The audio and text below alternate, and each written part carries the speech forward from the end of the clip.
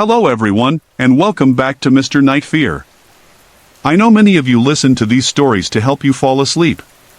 So, before you get settled in, I'd love for you to leave a comment letting me know where you're listening from. And if you're enjoying the episodes, don't forget to like and subscribe to the channel. Now, let's get comfortable, relax, and begin. It all started one day when I went over to my friend's house. Everyone knew her grandmother had passed away. She had committed suicide in the upstairs bathroom, but I didn't know any of that at the time. There was also another old man who had died in the house, but I'll get to that later. I was sitting in her living room, sipping a Pepsi, when my friend went upstairs to change clothes. That's when it happened. A small, elderly woman came down the stairs. She sat in the recliner across from me and started talking to me. She asked how I was doing, how long I'd known BJ, and she told me that BJ was a very sweet girl, her favorite granddaughter. We chatted for about 30 minutes, nothing out of the ordinary. But then, suddenly, I heard BJ coming down the stairs. I was still talking when she walked in and asked, "Who are you talking to?" I said, "Oh, me and your grandmother are just having a chat." BJ looked at me with confusion and asked, "Who?" I said, "Your grandmother." She paused and then said, No, it couldn't have been her." I asked, "Why not?" BJ's answer made my blood run cold. She said, "Well, Ryan, my grandmother has been dead for years. She killed herself in the upstairs bathroom." I was stunned. My jaw must have hit the floor. BJ continued, "We sometimes hear her walking down the hallways or see her, but she hasn't been around in a long time." I couldn't speak. I just sat there, trying to process what had just happened. I've only had a couple of experiences where I've seen ghosts, but I've had plenty of times when I felt like I was being watched, or like something wasn't quite right. But the most terrifying experience happened one night, and it's one I'll never forget. The time of night is important, so keep that in mind as I tell you what happened. It was around 10 p.m. when I sat down to watch a movie at my friend's house. I was keeping an eye on the time since I was supposed to be home by 11 o'clock. As I sat there in the living room, suddenly, the lights flickered and went out, only to come back on a moment later. This happened 3 times. Then, a loud, booming noise came from upstairs.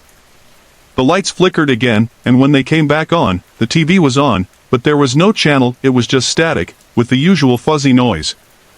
I stared at the TV for a moment, trying to make sense of it. No matter what buttons I pressed on the remote, the channel wouldn't change. That's when I felt a cold shiver down my spine, and I saw something starting to appear on the screen. It was a large figure, a man, his image slowly becoming clearer and clearer. The more I watched, the more his face came into focus. The expression on his face was pure evil, his smile twisted and ghastly. Then, the screen started crackling, and something happened that I can't fully explain. A hand reached out of the TV, followed by a leg, then another. Soon, a whole torso was emerging from the screen. I felt like I was paralyzed, like something was sitting on top of me, pinning me in place. I couldn't move, no matter how hard I tried.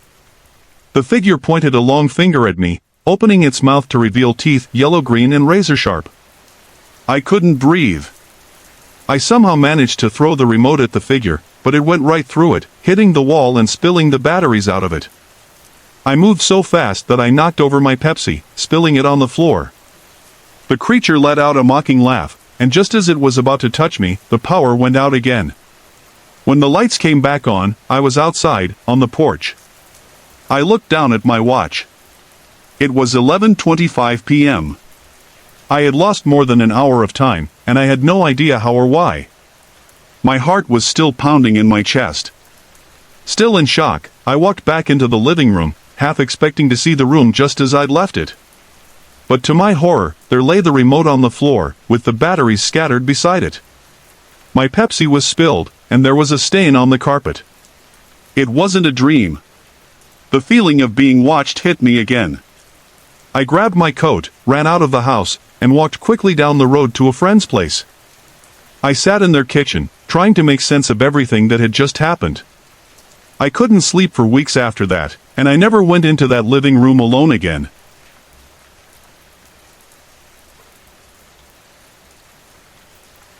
A friend of mine once rented an old house in Whatland, Kentucky, right off Route 1. It was a strange place, and I'll never forget the odd things that happened there. One day, I tried to turn on the oven, but the strange part was it wasn't even plugged in. I was just trying to make some tea, and I thought I was turning on a burner. Rooms in the house would also become freezing cold in the middle of August, and sometimes, objects would mysteriously move. It was just one of those houses where things didn't make sense, and the longer I spent there, the more I realized how strange it truly was.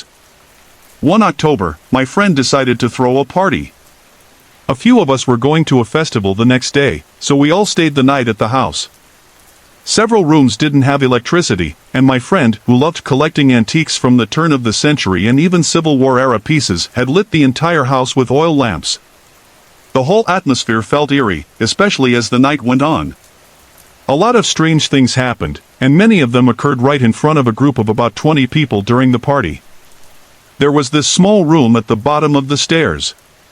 In it, my friend had a huge bishop's chair that he had bought at an auction from a Catholic church. My mother went into the room to sit down in the chair and watch two guys playing chess. She said she saw a woman sitting there and, thinking she hadn't noticed her before, she said, "Excuse me, I didn't see you sitting there." The woman just smiled and then faded away. My mother, along with the two guys playing chess, all saw her. The woman, along with a man, was seen several times that night, but the strangest moment was when about 8 of us saw them walking together toward the barn at around 11 p.m. It was almost like they were in a trance, walking side by side. After that, things only got weirder. Those of us who were sleeping in the house that night made sure not to sleep alone. By the time the night was over, all 5 of us had ended up in one room together, trying to sleep through the strange noises echoing throughout the house. It wasn't just creaking floors or old house sounds, it was as if someone or something was moving around upstairs. The sounds kept us up all night, and when dawn finally came, the house seemed to settle into silence. We hurried to get dressed and left early to head to the festival. The next day, my friend mentioned what happened to his landlady, who lived across the street and ran a small general store. She told him she'd had a hard time renting out the house because everyone in town knew about the ghost. She said that since my friend was new to town and hadn't mentioned seeing anything, she thought the spirits might finally have gone to rest. She didn't know who they were, though no one did. My friend mentioned that he had heard footsteps upstairs late at night. He lived downstairs, close to the only bathroom in the house, but he always just chalked it up to old house noises. He never saw the ghosts again, but he heard them more often than ever. He'd hear footsteps upstairs, and there were nights when the porch swing would start rocking at around 3 a.m. It would keep swinging steadily, back and forth, until dawn. About 4 months later, my friend moved out of the house. He was a skeptic, someone who never believed in ghosts, but after everything that happened, he certainly does now. We still never found out who the ghosts were, and to this day, the house remains a mystery. Sorry to interrupt. If you're enjoying the story, let me know in the comments and tell me where you're watching from. Don't forget to like and subscribe for more.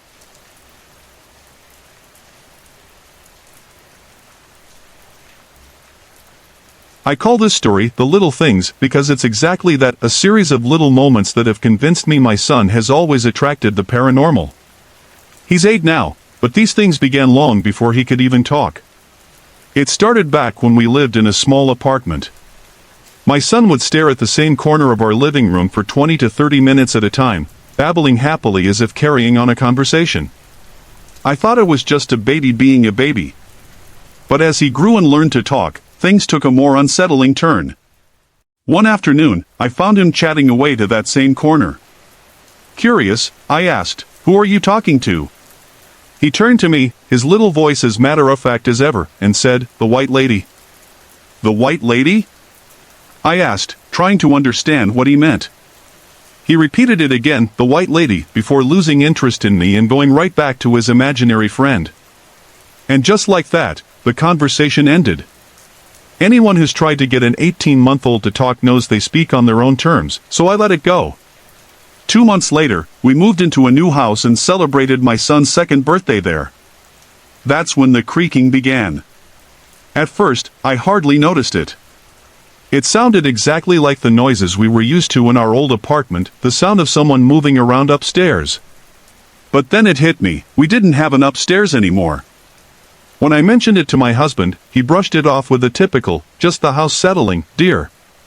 That explanation worked for a while, until one night when something much stranger happened. We were both jolted awake by a loud, piercing siren. My heart pounded as we realized it was coming from our son's room.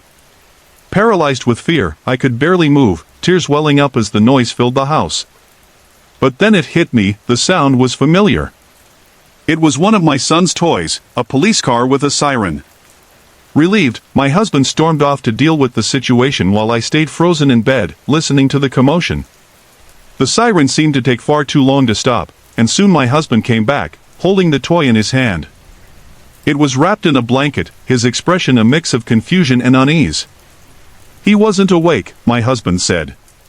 "Sound asleep. It didn't even wake him." "Are you sure?" I asked, still trying to make sense of it. My husband nodded. "I know when a 3-year-old is faking. He was out cold." But the strangest part? The toy wasn't turned on. My husband explained it had taken him a while to stop the noise because the switch was already in the off position. He'd had to toggle it multiple times to get it to finally shut off. Before getting back into bed, he popped out the batteries and left the toy on the dresser. As odd as that was, I chalked it up to a faulty toy. Everyone has little weird moments like that in their life, right? Or so I thought, until things started to escalate. Not long after, I began seeing what I call corner people. They weren't solid figures, more like fleeting shapes caught out of the corner of my eye. One was a little girl, and the other was a man. The man, in particular, gave me the worst fright I've ever had. One day, I was lying on my bed, not sleeping, just daydreaming and watching my husband and son play in the backyard through the window. The house was silent except for their muffled laughter outside. Suddenly, I heard the unmistakable sound of pages turning in the next room. Without thinking, I bolted up and ran toward the noise. As I entered the room, I saw a man peering around the corner, just enough for me to catch a glimpse of his face and hand. I screamed so loudly my husband rushed inside, finding me shaking and in tears. A week later, I had another encounter. I came home to an empty house and walked into the kitchen. As soon as I stepped in, I felt it, that presence. The overhead light started flickering, and it was all too much. I snapped. "I can't do this anymore. You're freaking me out. Stop scaring me." The words spilled out of me before I could stop them. And just like that, the light steadied. Things have quieted down since then. My son is 8 now, and the corner people are still here, but they seem to keep to themselves. Maybe they don't like being yelled at, who knows? All I know is that our home feels a little calmer now, though I'll never forget the little things that made me realize we aren't ever truly alone. Hey everyone! I put a lot of effort and heart into creating these videos just for you. If you're enjoying the content, I'd love to hear from you. Drop a quick comment below and let me know where you're watching from and what time it is for you right now. Your support means the world to me, and it keeps me motivated to bring more awesome videos your way.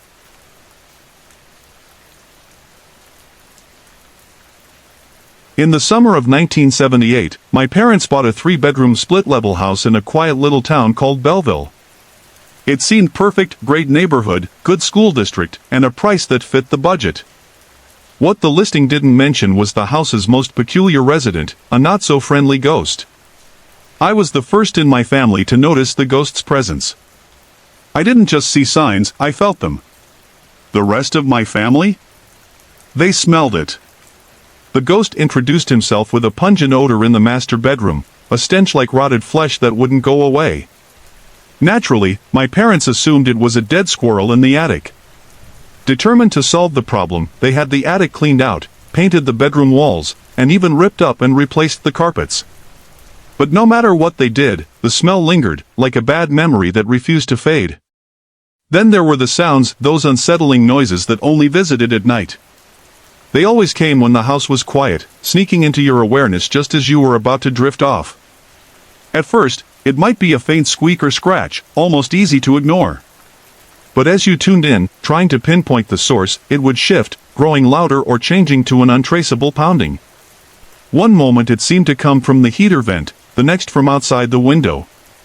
It kept you guessing, always just out of reach, never quite knowable.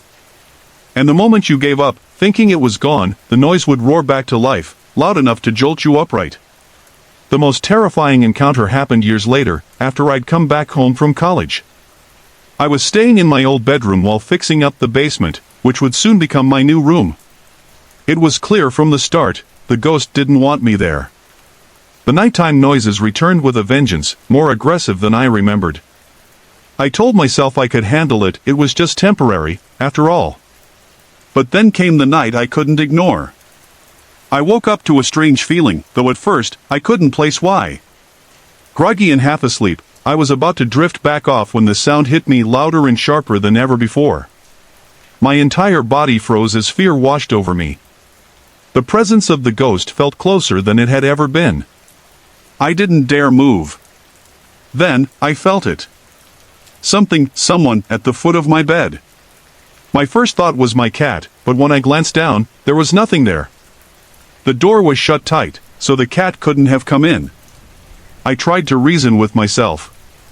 Maybe I imagined it. Maybe it was just a trick of my half-asleep mind. But then it happened again. This time, there was no denying it, something was there, pressing down at the foot of the bed. The pressure turned into movement. Slowly, subtly at first, the bed began to shake. The shaking grew stronger, more deliberate, until the entire bed was vibrating under me. I finally found my voice and my legs. I bolted out of the room, down the hall, and straight into my mom's bedroom. That night, this 23-year-old college graduate slept curled up beside her mother, trembling like a scared little kid. The very next day, I moved into the basement, leaving the upstairs bedroom for good. And oddly enough, the ghost seemed to approve. Once I made the switch, the disturbances quieted down. Sure, the smell lingered in the master bedroom, and the occasional night sound still echoed faintly, but the ghost seemed satisfied. He didn't bother me with the same intensity again.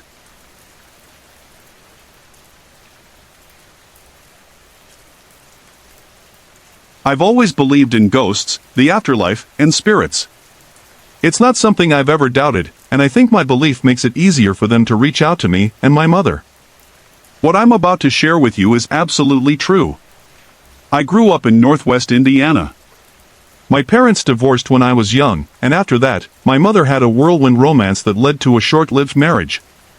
When I was 14, a news story came on about a terrible construction accident. A partially built overpass had collapsed, killing more than a dozen workers. My mother, who has always had a touch of psychic intuition, suddenly turned to me and said, "He's gone." Sorry to interrupt. If you're enjoying the story, let me know in the comments and tell me where you're watching from. Don't forget to like and subscribe for more. I remember asking her, "What do you mean? How do you know?" Her response was simple but firm, "I just know." The news didn't release the names of the victims until later that evening, after all the families had been notified. When the list finally came out, there it was, her second husband's name at the very bottom. His last name started with a W, so it appeared last. I couldn't believe it. She was right. But that's not the part that has stayed with me all these years. What happened next was far more unsettling. That night, my mother didn't want to sleep in her room. Instead, she curled up on the sofa in the living room. The next morning, she came into my room, looking pale and shaken. She held up her nightgown and showed me the front of it. The fabric on the stomach area was covered in blood, only there, nowhere else. It wasn't a stain or something faint. It was blood. I scrambled to make sense of it. "Maybe you scratched yourself in your sleep," I said. "Or maybe it's, I trailed off, unsure how else to explain it." But she shook her head. There were no scratches, no wounds anywhere on her body. And she hadn't had a period since she was 24. To this day, we both believe that her ex-husband visited her that night, just as he used to when they were married. He often rested his head in her lap, and we think that's what happened in her sleep. The next day, my mother reached out to his family to find out about the funeral arrangements. She felt she needed to be there. That's when we learned he had died from massive head trauma, with no other injuries. We also found out something even more surprising. Even though they'd been divorced for years, hadn't been married long, and hadn't stayed in touch, he had left my mother as the sole beneficiary on his insurance policies. After that night, nothing like the blood incident ever happened again. But I still think about it from time to time. As I write this now, I feel a wave of sadness. Remembering it makes me emotional. It's not something I often let myself dwell on. At 14, it terrified me. Even now, at 31, it's still hard to process. But I know in my heart that this man would never have wanted to hurt or frighten either of us. I think this was his way of saying goodbye, of letting us know he was okay. I haven't talked to my mom about it in years. I'm planning to visit her next month, though, and I think I might bring it up. Maybe she remembers something I've forgotten.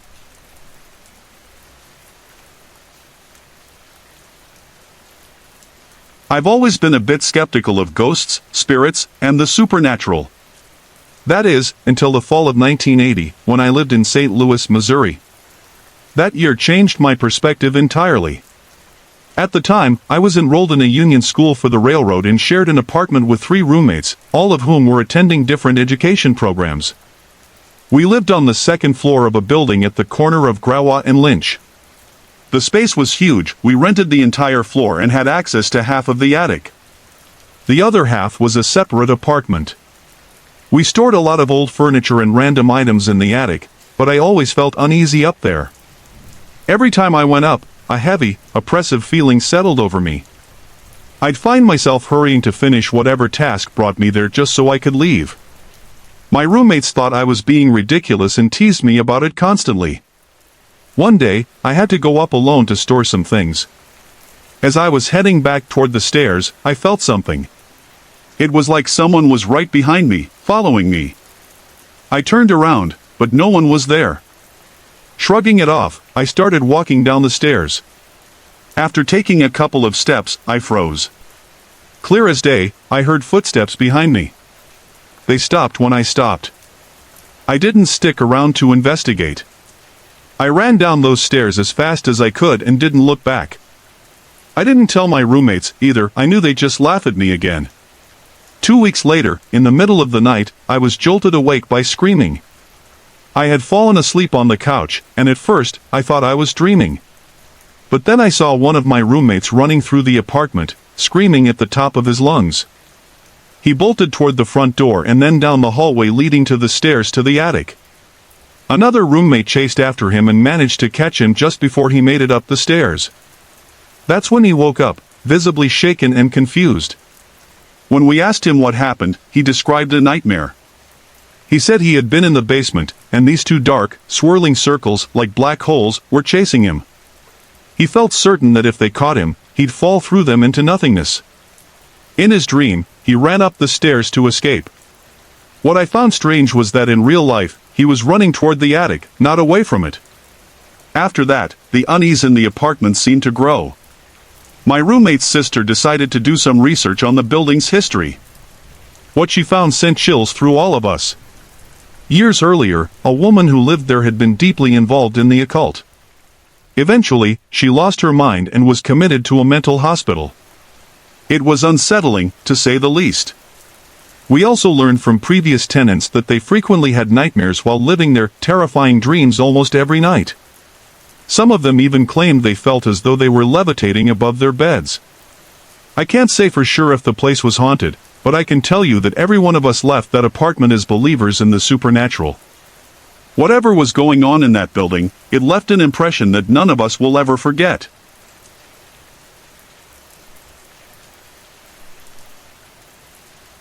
There's an old saying, love knows no bounds.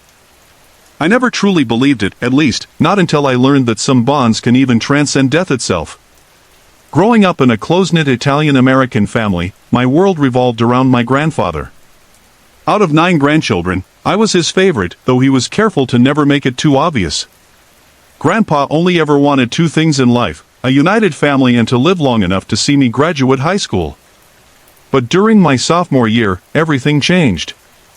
He was diagnosed with cancer, and we watched helplessly as the disease took more and more of him each day. March 2, 1991, was a cool, foggy morning. Like many young musicians in the Chicagoland suburbs, I was preparing to compete in several music competitions that day. But something about that morning felt off. The dense fog, the bite of the chill, and even little lapses in my memory all hinted at something I couldn't quite place. Looking back, the day felt like it was plucked straight from one of Poe's eerie tales. When I arrived at the competition, I learned my performance time had been moved up by 20 minutes due to a couple of withdrawals. I thought nothing of it at first, but halfway through my performance, something strange happened. My mind went blank. It was as if the world spun faster than I could hold on to, and I had a mild seizure right there on stage. The seizure only lasted a minute, but it felt like an eternity. When I finally came to, I felt hollow, like something essential inside me was missing. Deep down, without a single word or sign, I knew my grandfather was gone. The confirmation came 2 hours later. My family had struggled to track down my dad and me, but when they did, they told us the news: Grandpa passed away at 10:03 a.m., the exact moment of my performance. I withdrew from the competition early that day and went home, still trying to process everything. That evening, my dad and Grandma went to buy a suit and tie for Grandpa's burial. Meanwhile, I stayed home, drained and numb. The wake was held over 2 evenings, but Dad decided to shelter me from it, thinking it might be too much for a 15-year-old to bear. The night before the funeral, I went to bed early, retreating from the weight of the world. At around 2 a.m., I woke up to a sudden chill in my room. I opened my eyes but saw nothing, so I curled deeper under my blankets, trying to shake the feeling. Yet the chill lingered, and soon I caught a faint scent of garlic, a peculiar detail since we never used garlic at home. My dad didn't like it, so it was practically banned from the house. Cautiously, I opened my eyes again, and that's when I saw him. My grandfather. He stood there, bent slightly over my bed, wearing a deep black double-breasted suit and an unusual tie with shades of blue and gray. He smiled gently, and though part of me wanted to run, another part of me couldn't move. I thought it had to be a dream, so I pinched myself. But it wasn't. His voice was calm, steady. "Be easy on your father," he said. "He's going through a hard time too. You'll have your differences in the future, but don't hate him for it." And just like that, he was gone. I wanted to reach out, to beg him to stay. But fear and disbelief rooted me to the spot. For the rest of the night, I lay awake, questioning everything. The next morning, at the funeral, I saw Grandpa's body for the first time. I froze the moment I reached the doorway. There, lying peacefully in the casket, was the exact same suit and tie he had worn during his visit the night before. I stumbled back, overwhelmed, but my grandma approached me later, her eyes filled with a knowing kindness. "John wouldn't have harmed you last night," she said softly. "He just wanted to say goodbye. He told me he needed to say goodbye." To this day, I don't know if I imagined it all or if it was something more. But in that moment, I realized that love truly knows no bounds, not even death.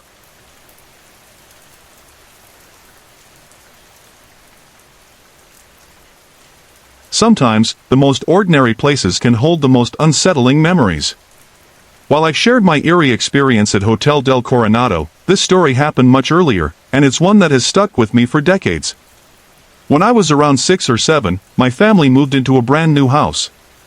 It should have been an exciting time, but from the day we moved in, something about the house didn't sit right with me. It was lot 13, an unlucky number, some would say, and we lived there for 13 years, a coincidence that still makes me pause. During that time, it seemed like our family was cursed. Financial troubles piled up, arguments became routine, and life just felt harder. Even my mom admitted once, years later, that she thought the house might have been haunted. There weren't any dramatic, ghostly incidents, no footsteps, no objects moving on their own. Still, I never felt comfortable in that house, especially around the master bedroom.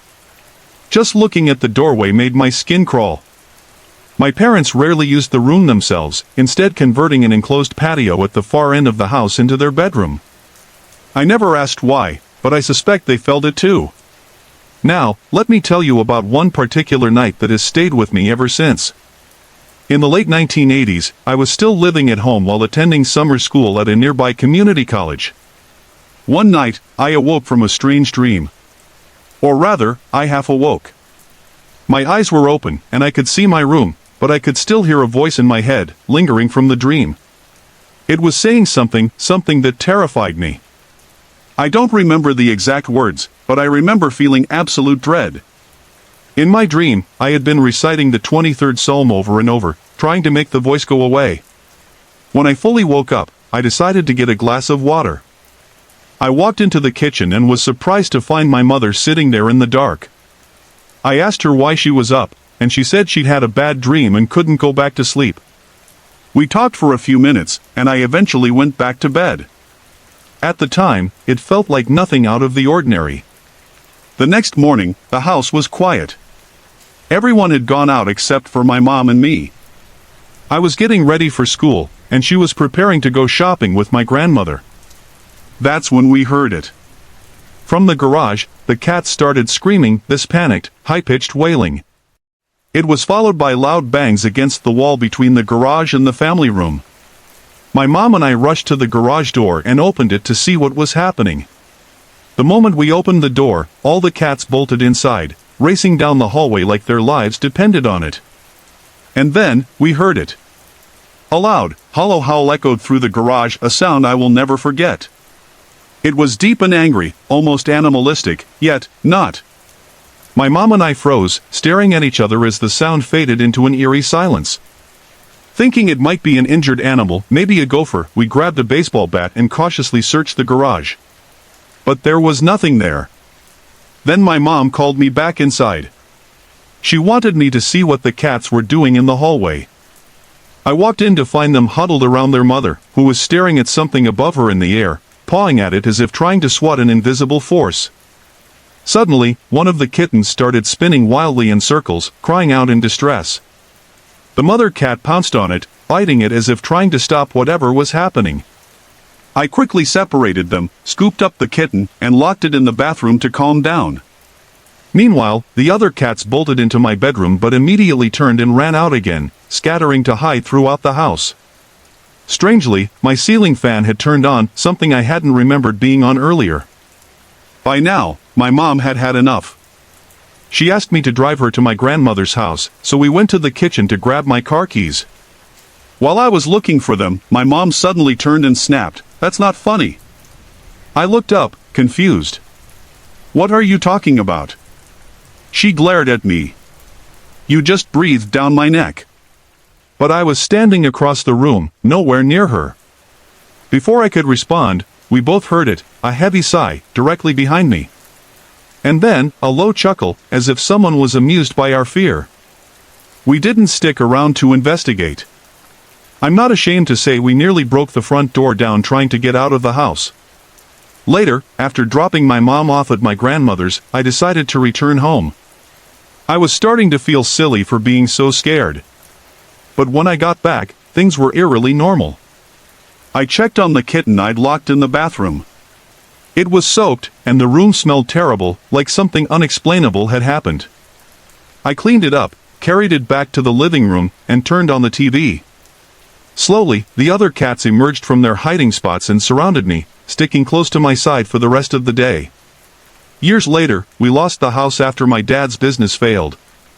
Oddly enough, things got better almost immediately after we moved out. I'm not one to jump to paranormal conclusions, but I know what I saw and heard. Maybe it was just a wild animal or adrenaline playing tricks on us. But sometimes, it feels like that house wanted us gone, and maybe, in the end, it got its wish.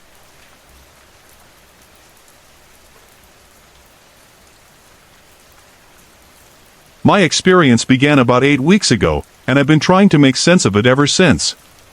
Today is Sunday, September 27th, and just 2 weeks ago, I had my second encounter. I live in Griffith, a small outback town in New South Wales, where I work part-time delivering pizzas for a local restaurant. One of the streets I travel often is Taylor Road, which runs west to east and ends at a T-intersection with Sidlow Road. Sidlow runs north to south, and I always turn left there, driving 200 meters north to another T-intersection with Marigal Street. Marigal runs west to east, and on the far side of it lie the grounds of Griffith High School, where I turn right. What's unusual about Sidlow Road is its layout. It has two parallel two-lane sections separated by a 25-meter wide grassy area. One section is gravel and ends at Taylor Road, the other is paved. Continuing across Taylor Road is part of my usual route. On my way back to the restaurant, I retrace my path, heading east along Taylor, turning left to drive north on the paved section of Sidlow, and then turning right into Marigold to head east again. It was about 8 weeks ago, at around 9:20 p.m., when I had my first strange encounter. I was about 50 meters from Marigold Street when I noticed a large black dog running toward me along the edge of the grass section of Sidlow Road. Its eyes reflected my headlights, glowing with an eerie green light. As I slowed to make my turn into Marigold, the dog raced past my car on the left. I didn't think much of it at the time, but its image stayed in my mind. Then came the second encounter. 2 weeks ago, on a Sunday evening around 7:25 p.m., I was driving the same route. The night was especially dark, the sky was overcast, and there wasn't a trace of moonlight. I had just turned onto Sidlow from Taylor when I saw it again, the same black dog, running along the edge of the grass section, its glowing green eyes cutting through the darkness. I picked up speed, trying to shake off the uneasiness it brought, when suddenly, the dog veered straight toward my car. I watched in shock as it ran directly under my front wheels. My instincts kicked in, and I slammed on the brakes, certain there was no way the dog could have survived. But there was no bump. No yelp of pain. Confused, I pulled over, heart pounding, and got out to check. The moment my feet hit the ground, the hair on the back of my neck stood on end, and an overwhelming sense of dread washed over me. The air felt heavy, charged with something I couldn't explain. I grabbed my torch and circled around to the left side of the car. The soil there was soft from recent rains, but there were no paw prints. No blood. No sign of the dog at all. The eerie silence was broken only by the sound of my own shallow breathing. I felt cold sweat trickling down my back as every instinct screamed at me to leave. I didn't wait to question it further. I ran back to the driver's side on the right in Australia, jumped in the car, and sped off. My hands were shaking so badly I could barely keep the wheel steady. Even after I was back home, safe inside, the fear stayed with me for hours. Since that night, nothing could convince me to drive down Sidlow Road after dark. Looking back, what haunts me most isn't just the dog itself but the overwhelming aura of menace I felt the moment I stepped out of the car. It was like being in the presence of something that didn't belong to this world. I've never believed in ghosts or the paranormal, but I can't explain what happened that night. All I know is that even now, weeks later, I feel an icy grip of fear whenever I pass that spot, even in broad daylight.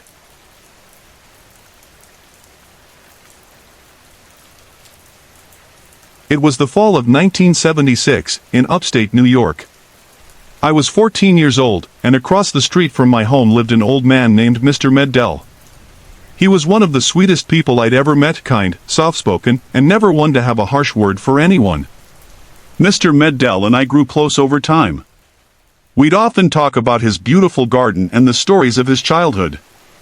He'd tell me about the old days in a way that made me feel like I was stepping back in time.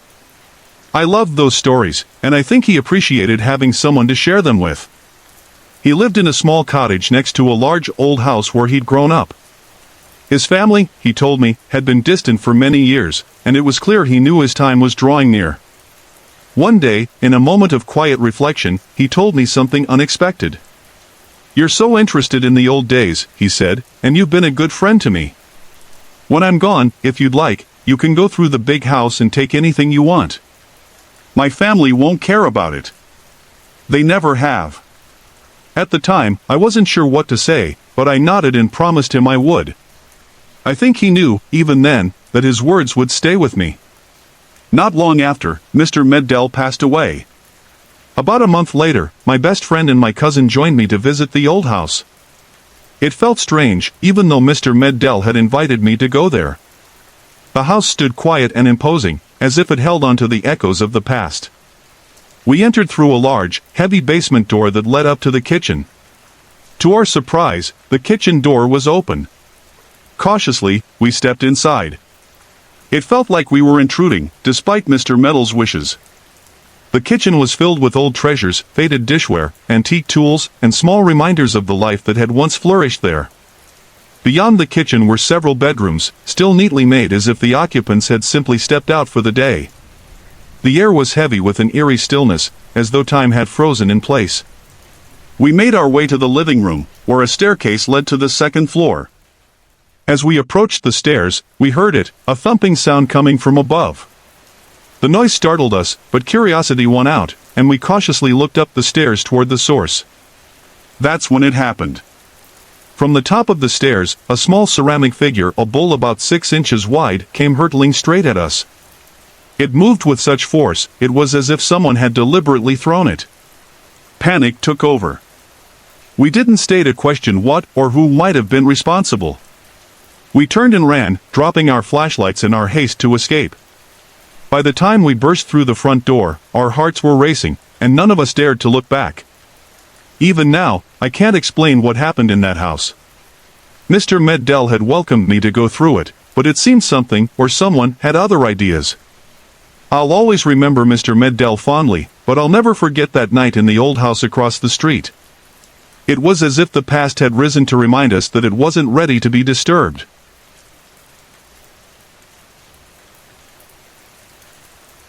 The events I'm about to recount happened only a few hours ago. I haven't been this shaken in a very long time. The necklace, the ankh that I once wore as a protection talisman, will never touch my neck again. What began as a simple birthday purchase spiraled into something far more sinister. Here's the full story, right up to what I hope is the final chapter. It all started last June, on my birthday.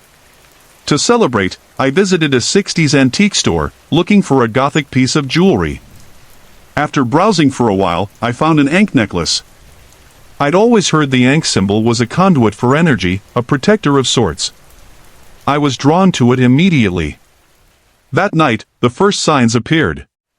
I had a vivid, horrifying dream. In the sky outside my window, lights formed the shape of an ankh, glowing and ominous, like some strange UFO. Suddenly, my entire apartment was torn apart by bizarre meteorites. I remember falling through the floor into a dark, basement-like void. From the holes where the meteorites had hit, a corrosive acid dripped relentlessly. I woke up in a panic, relieved to realize it was just a nightmare. But the nightmare was only beginning, and it was about to bleed into my waking life.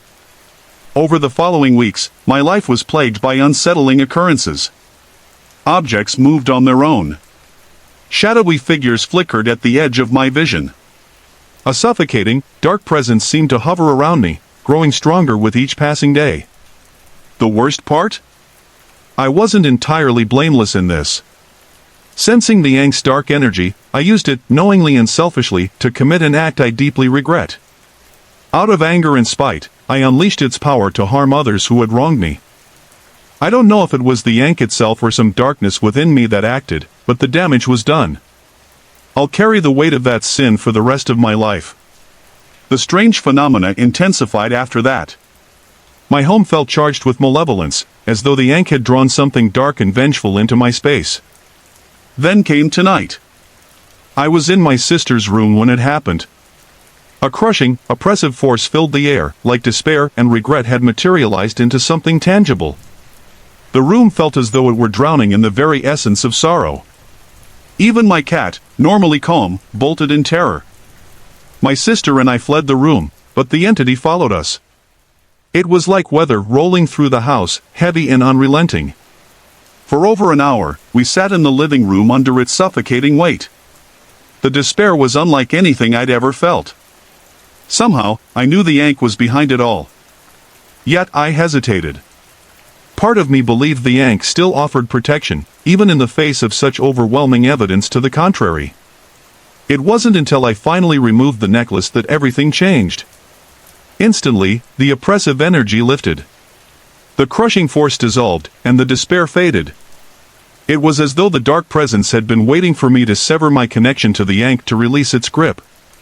Now, as I type this, the ankh sits in a drawer nearby. I can feel its weight, not physically, but in my mind, as if its dark energy lingers even now. I don't know what to do with it. Should I throw it away? Burn it? Or give it to someone who knows how to deal with objects like this? As a footnote, this isn't the first time I've encountered the kind of dark presence that attacked us tonight.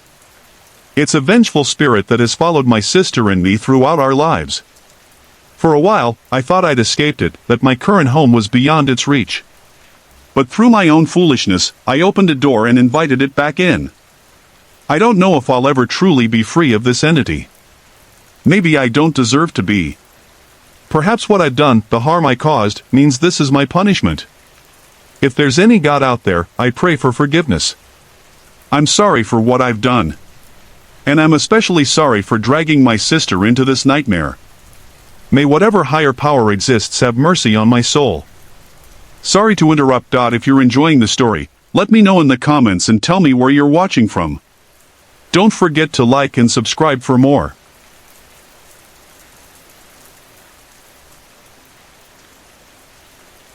When I was in high school, I dated a guy who claimed he was a warlock. I've always been intrigued by the paranormal, but I never really believed him. He'd often talk about his abilities, and I'd tease him to prove it, though deep down, I thought it was all just a fantasy.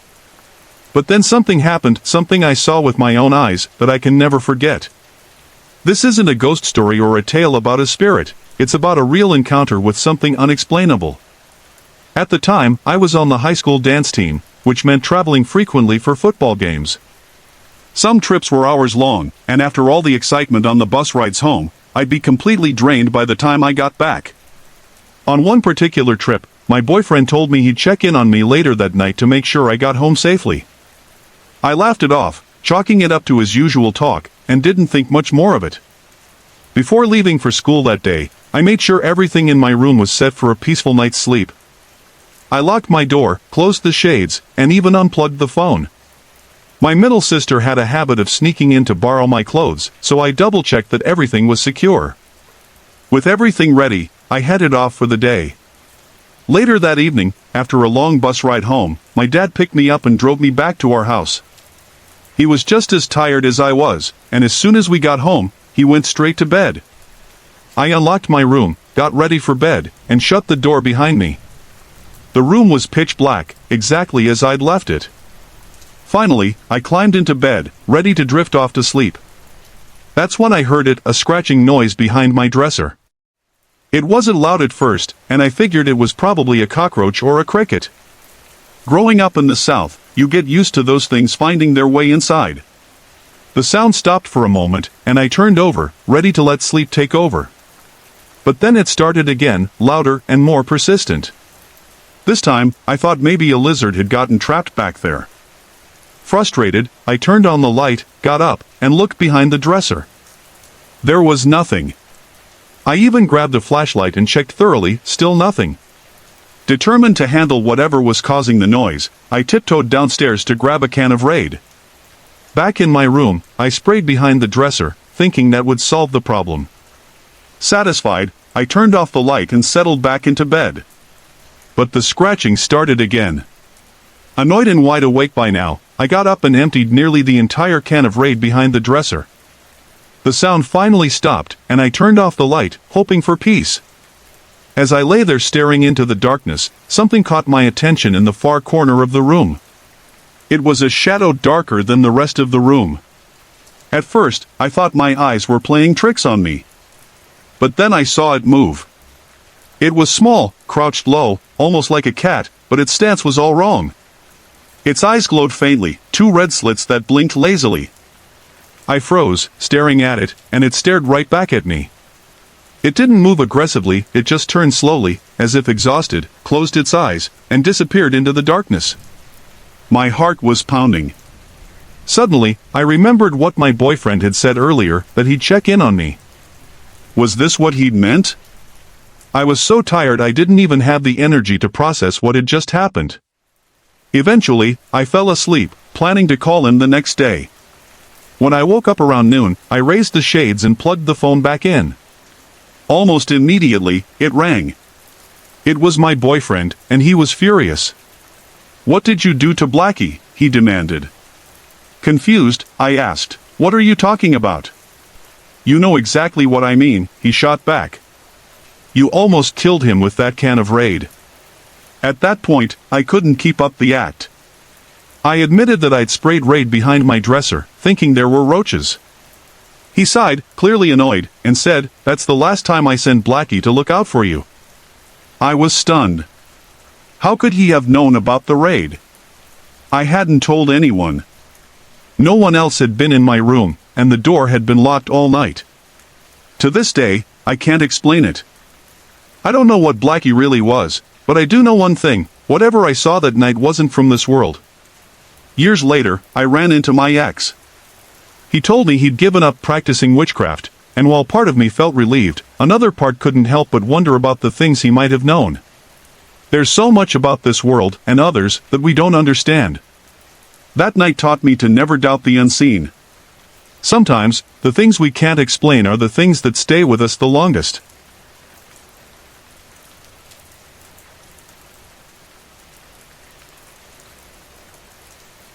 As a child, I spent most of my time with my great-grandmother while my mother worked. She was the most in-tune person I've ever met. My mother eventually pulled me away from her because I was starting to show signs of being different. I could bend spoons just by holding them, predict phone calls and who'd be on the other end, sense presences, and even feel people walk through me, people who weren't there. I could fix broken watches by simply holding them in my fist. When my great-grandmother passed, her presence remained strong. We'd hear her footsteps upstairs, smell the overwhelming scent of funeral flowers in certain parts of the house, or catch glimpses of her. She was always there, watching over me, my protector. Many strange things happened over the years, but a few stand out vividly in my memory. One summer afternoon when I was about 8, my mom was counseling a troubled teenager at our house. Something about the girl unsettled me. It was as though her very presence radiated bad energy. After she left, I stood by the front door for a while, feeling uneasy. As my mom and I prepared to leave for an evening at the theater, I suddenly heard a thump behind me. Turning around, I saw one of my mom's owl wind chimes lying at my feet. It had been hanging about 5 feet from the door, yet it had somehow fallen in my direction.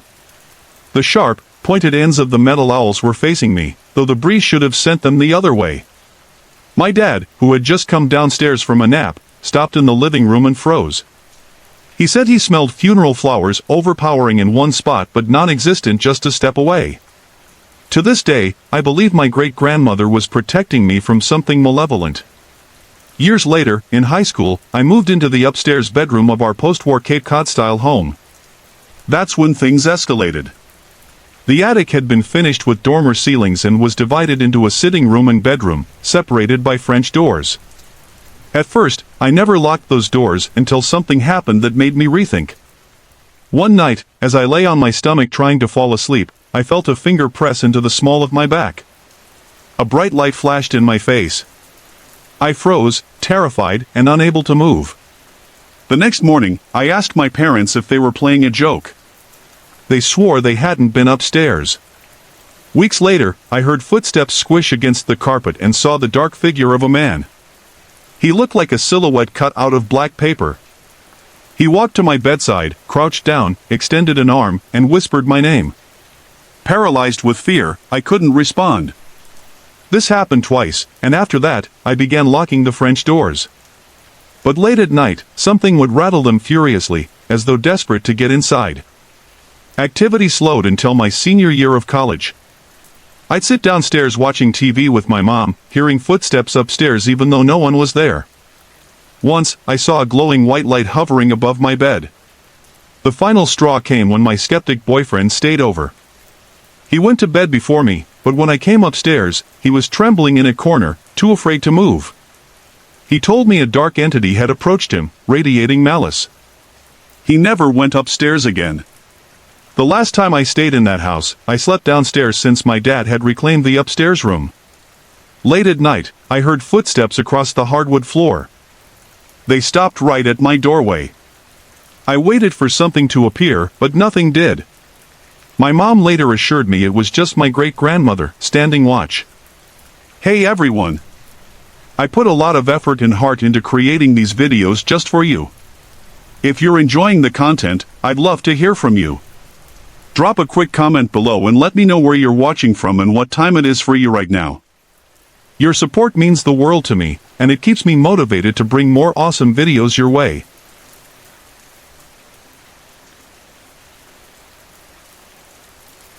My story takes place in Germany, back in 1986, when I was just 6 years old. Being the youngest in the family, I often heard my parents say I had inherited the gift. Like my sister and father, I could sense presences, even when others couldn't. We lived on the second floor of an old two-story house on a cobblestone street that led to the Mosul River. The first floor was abandoned, but our landlord had given my sister and me permission to play down there if we wanted. From the outside, the house looked enchanting, like something out of a fairy tale, but stepping inside, it had an unmistakable air of age and mystery. The front door was a heavy oak slab that groaned loudly whenever it opened. My sister hated going downstairs, but I didn't mind it. I figured, if I have to go through here to get in and out of the house, I might as well get used to it. Sorry to interrupt. If you're enjoying the story, let me know in the comments and tell me where you're watching from.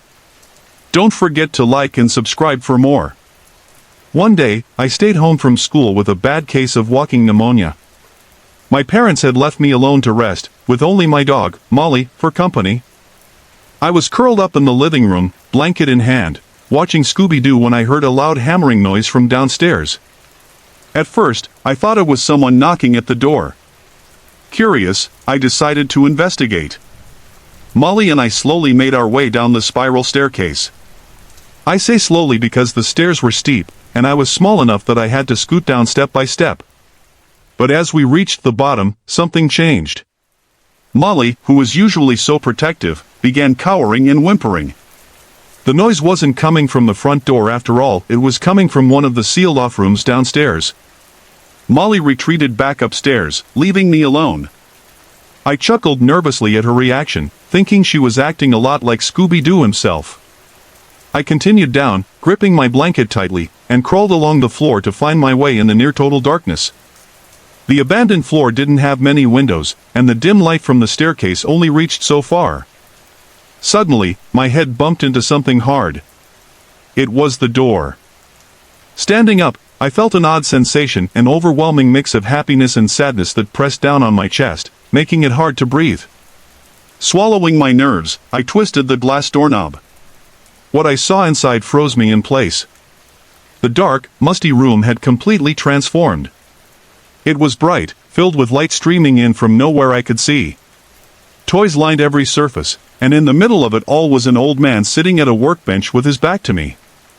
The toys weren't like the ones I played with, no G.I. Joes or Barbies here. These were hand-carved wooden toys, intricately made, like the ones I'd seen in a museum display about 18th century toys. The old man turned toward me and smiled warmly, though his toothless grin only added to the surreal feeling of it all. "Do you want a toy?" he asked kindly. "How about a nice little dolly to play with?" He handed me a wooden doll, roughly the size of a Cabbage Patch Kid. For a moment, I forgot my unease, dazzled by the beautiful craftsmanship. As I looked around the room, still slack-jawed, I heard a loud knock at the front door. "I'll be right back," I told the man, clutching the doll as I ran to answer it. It was our neighbor, checking in. She'd heard Molly barking furiously for over an hour and wanted to make sure I was okay. I assured her I was fine, though something about her expression made me glance at my watch. My heart skipped a beat. It was 4:30. Scooby-Doo had started at 2:30, and I'd left halfway through the show. Where had the time gone? The neighbor admired the doll I was holding, commenting on how unique it looked, before heading back home. Still confused, I rushed back to the toy shop to find the door closed. When I opened it, the bright, bustling room was gone.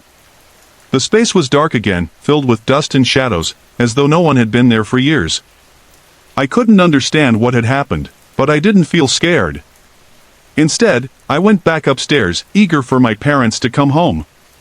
When I told them about the old man and the toy shop, they dismissed it as a vivid dream. But then I returned moments later, clutching the doll he had given me. The room fell silent. My parents had no explanation. To this day, I still have that doll, a tangible reminder of an experience that left me questioning the boundaries between the ordinary and the extraordinary. I've come to accept my gift, not just for feeling presences, but for seeing ghosts. That day in Germany was just one of many times it's revealed itself to me.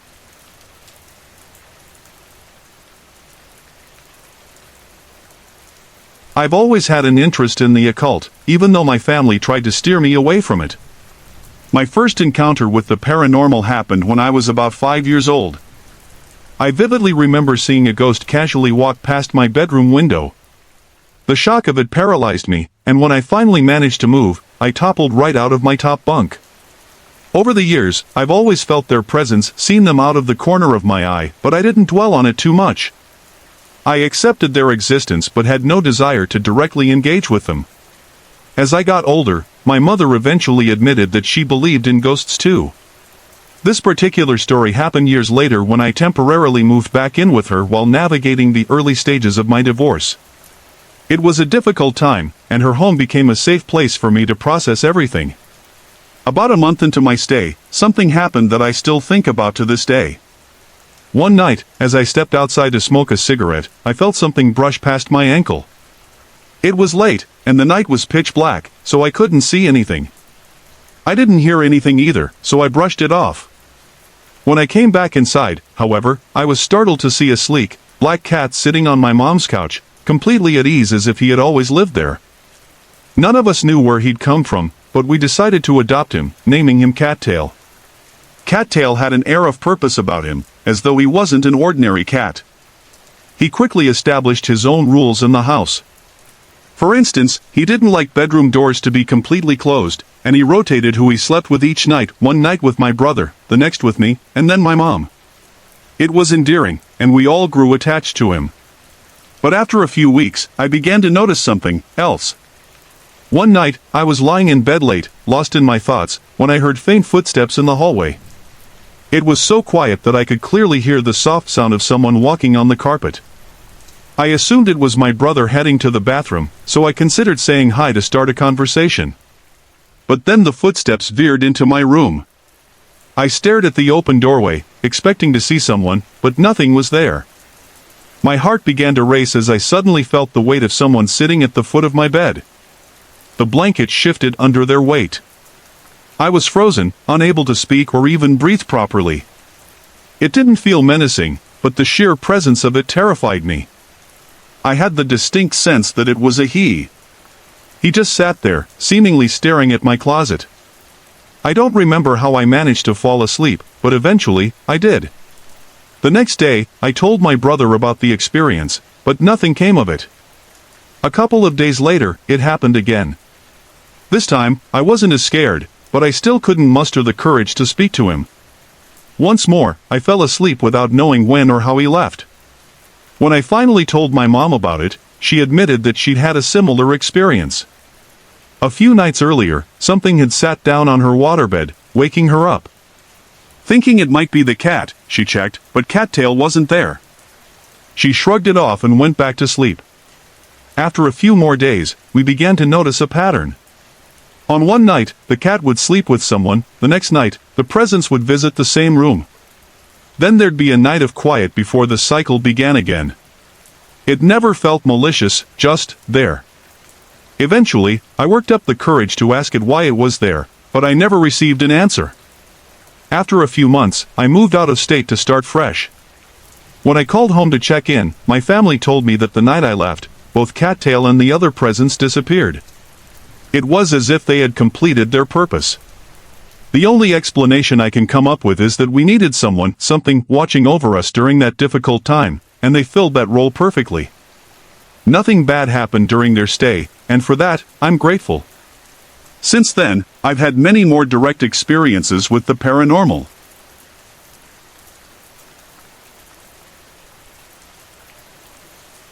I used to live in a peculiar old apartment building that had once been a hospital. It was a small, two-story structure with 4 apartments, 2 downstairs and 2 upstairs. When you entered through the front door, there was one apartment on your left, another on your right, and a staircase straight ahead. At the top of the stairs was my apartment, directly in front of the landing. A narrow walkway stretched along the top of the stairs, bordered by a rickety banister that always seemed barely sturdy enough to keep someone from tumbling over. At the far end of the walkway sat the 4th apartment. For the first month, everything seemed normal. But one evening, during a small party I hosted, strange things started happening. It began with a sound footsteps, slow and deliberate, pacing in the hallway outside my door. At first, my guests and I assumed it was a neighbor, but when we checked the hall, it was empty. This happened several times that night. The sound of pacing would start, we'd check, and the hall would still be empty. The building's front door was flimsy, practically decorative, so insubstantial that even I, barely 90 pounds at the time, could have easily broken it down. My back door was no better. It opened into a dim attic that connected to an outdoor wooden fire escape. That night, after my guests had gone, I was cleaning up when I heard the distinct sound of someone rattling my back door. Fear shot through me, and I immediately called the police. They arrived quickly, but no one was there. Strangely, the back door was slightly ajar, and the lock or knob had been pulled loose. One of the officers even borrowed a screwdriver to make a temporary repair. After that night, the pacing sounds became a regular occurrence. The strange activity led me to dig a little into the building's history, and I learned from an elderly neighbor that the place had once been a hospital. He also mentioned that there had been a fire in the building many years ago. I didn't think much of it at first, but the idea stuck with me. Years later, my worn-out carpet was finally replaced. As the carpet layer pulled up the old fabric, we made a startling discovery. Beneath the carpet, the wooden floorboards near my front door were scorched, with dark burn marks tracing the outline of what looked like a wood-burning stove. Next to it, there was a small, concealed hatch in the wall, also scorched. The mark seemed old, too deliberate to be part of any repair work. We didn't open the hatch, but its presence, along with the burn marks, sent chills through me. I began to piece together my own theory. The constant pacing I heard, I decided, might be connected to someone from the building's past. Perhaps a spirit, someone who had lingered by that stove, keeping warm during their time at the hospital. I imagined them worrying, pacing the hallway, fretting over a loved one who might have been lying ill or dying. At first, these occurrences frightened me. I thought maybe I was being stalked or watched. But as time went on, the strange sounds became a part of the backdrop of my life. I even got used to the occasional jolt of hearing the pacing, only to have a real, flesh-and-blood visitor knock at my door seconds later. The memory of those nights no longer felt sinister, just deeply mysterious. The elderly neighbor who had told me about the fire passed away not long after, so I never had the chance to ask him more. Still, I often found myself wondering about the person or presence responsible for those sounds. Who were they? What were they waiting for? Now, when I think back on that time, I feel less afraid and more sympathetic. It's strange to think of a soul endlessly pacing, waiting for something or someone that might never come.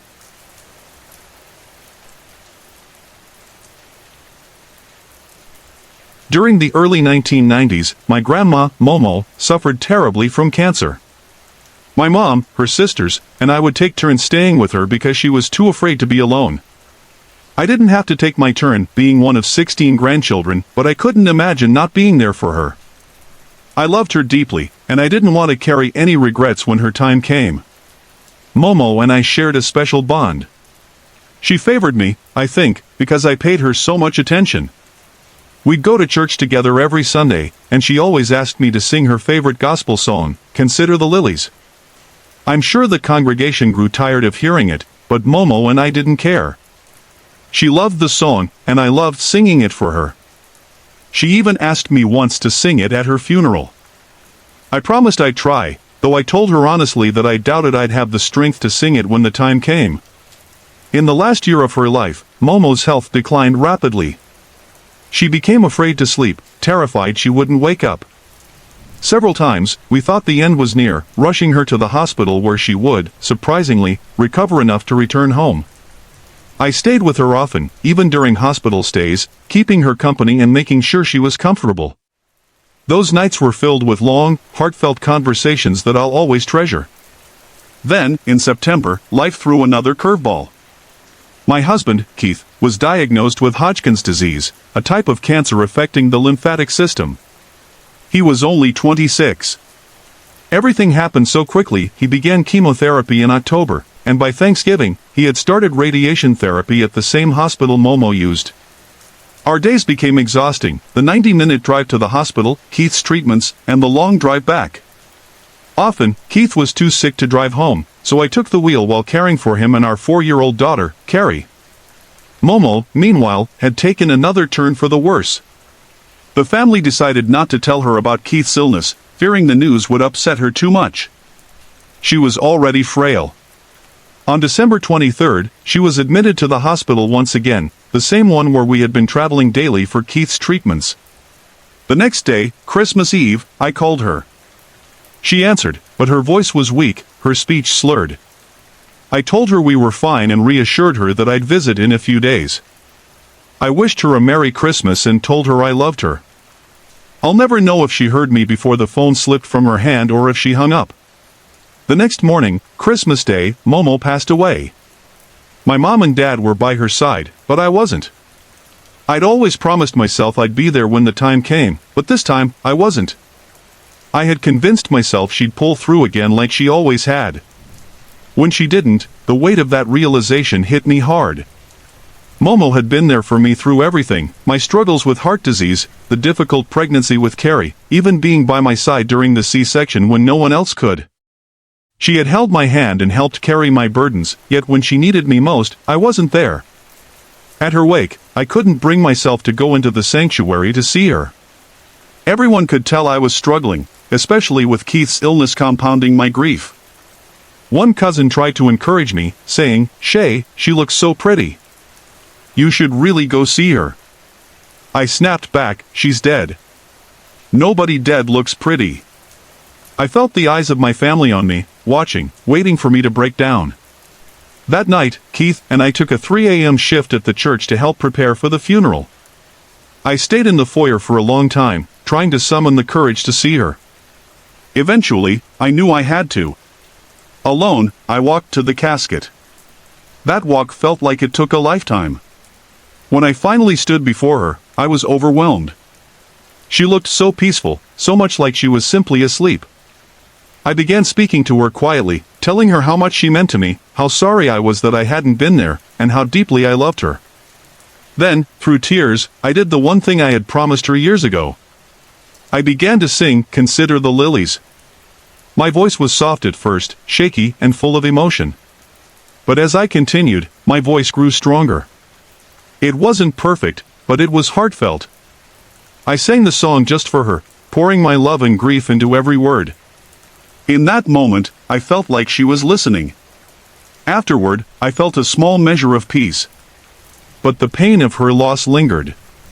A few weeks later, Keith's final chemotherapy treatment landed him in the hospital.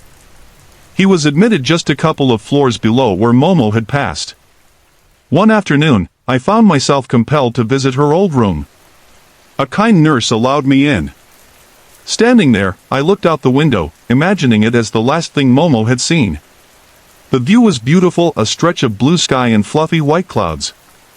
It comforted me to think that in her final moments, she might have glimpsed heaven itself. Later that day, as I left the hospital, I glanced up and saw someone waving from a window. I assumed it was Keith. But when I called him later, he told me he hadn't been by the window. My heart told me it was Momo. Maybe she was letting me know that she had seen me there and that she was okay. I'll never know for sure, but in my heart, I believe it was her. Wherever she is now, I know she's free from pain, and I like to think she's surrounded by fields of lilies, smiling down on all of us.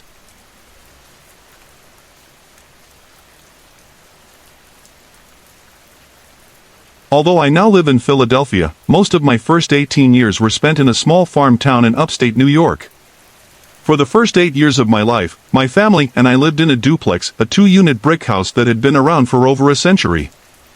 These houses were built for returning Civil War soldiers, giving them a place to settle down with their families. I don't remember everything from those years, but my mother often shared stories about our time there. What I do recall are the sounds, doors slamming on their own, footsteps moving up and down the stairs, and random objects falling off tables even when they were nowhere near the edge. We also had a dog that refused to go into my parents' room, no matter what we tried. That room, the master bedroom, seemed to be the center of all the activity. My father worked nights, so my mother was often alone after I went to bed. She told me how she'd lie awake, listening to the sound of footsteps pacing around the bed or near the window. Whenever she built up the courage to turn on the lights, the noises would stop and, of course, no one was there. Some nights, the fear became too much for her, and she would either sleep on the couch or in my room. While none of us ever felt in danger, the idea of sharing our home with something unseen was unsettling. My older sister had her own encounter one evening while she was getting ready for bed in the bathroom. She saw a tall man with dark hair walk past the door. Thinking it was my dad, she called out to him. When she didn't get an answer, she stepped into the hallway, only to find it empty. Curious, she headed toward my parents' room and, as she passed my door, heard me talking to someone. I was about 4 years old at the time. She opened the door and found me sitting up in bed, alone. "Who were you talking to?" she asked. "Johnny came to say goodnight," I replied. From the time I could talk until I was about 6, I had a friend named Johnny.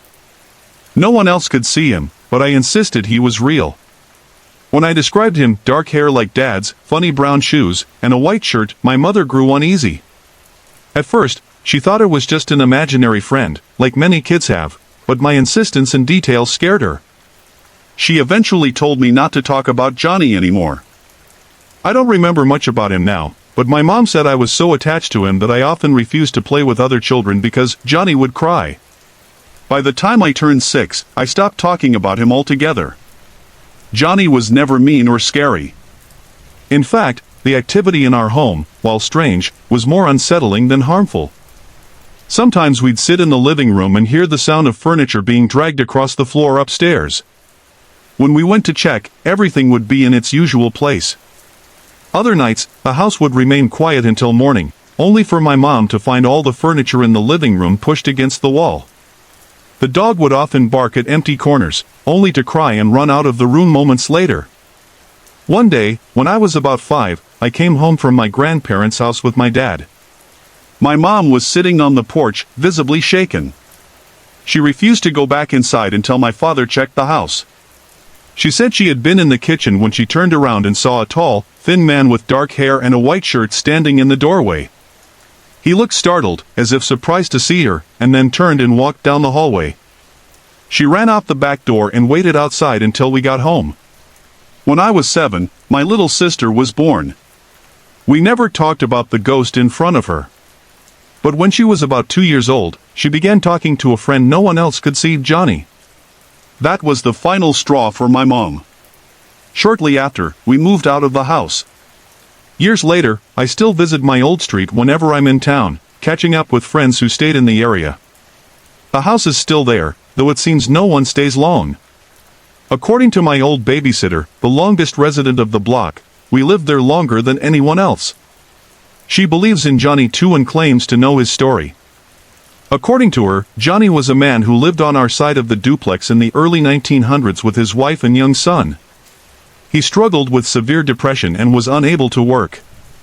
When his wife left him and took their son, Johnny locked himself in the master bedroom and took his own life. I don't know if I believe this story, but I hope Johnny's ending wasn't as tragic as it sounds. Part of me wants to visit the house again, just to see if he's still there, though I also hope he's moved on to a better place. Wherever he is, I like to think he remembers our friendship fondly.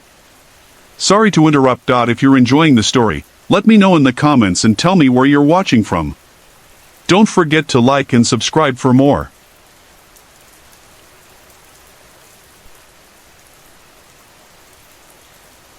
My father lives in a beautiful home nestled in a valley in Maryland. The house sits where the land begins to slope into the mountains, a region rich in history. During the Civil War, this area saw the Confederate Army retreating from Union forces, leaving behind a legacy of blood, pain, and death. Even now, my father occasionally finds relics on his property: buttons, horseshoe nails, and even bullets, reminders of the lives once lived and lost there. One summer, my husband, our 5-year-old daughter, and I visited my dad for a long weekend. He took us on a driving tour of the area, showing us historical landmarks like Harper's Ferry.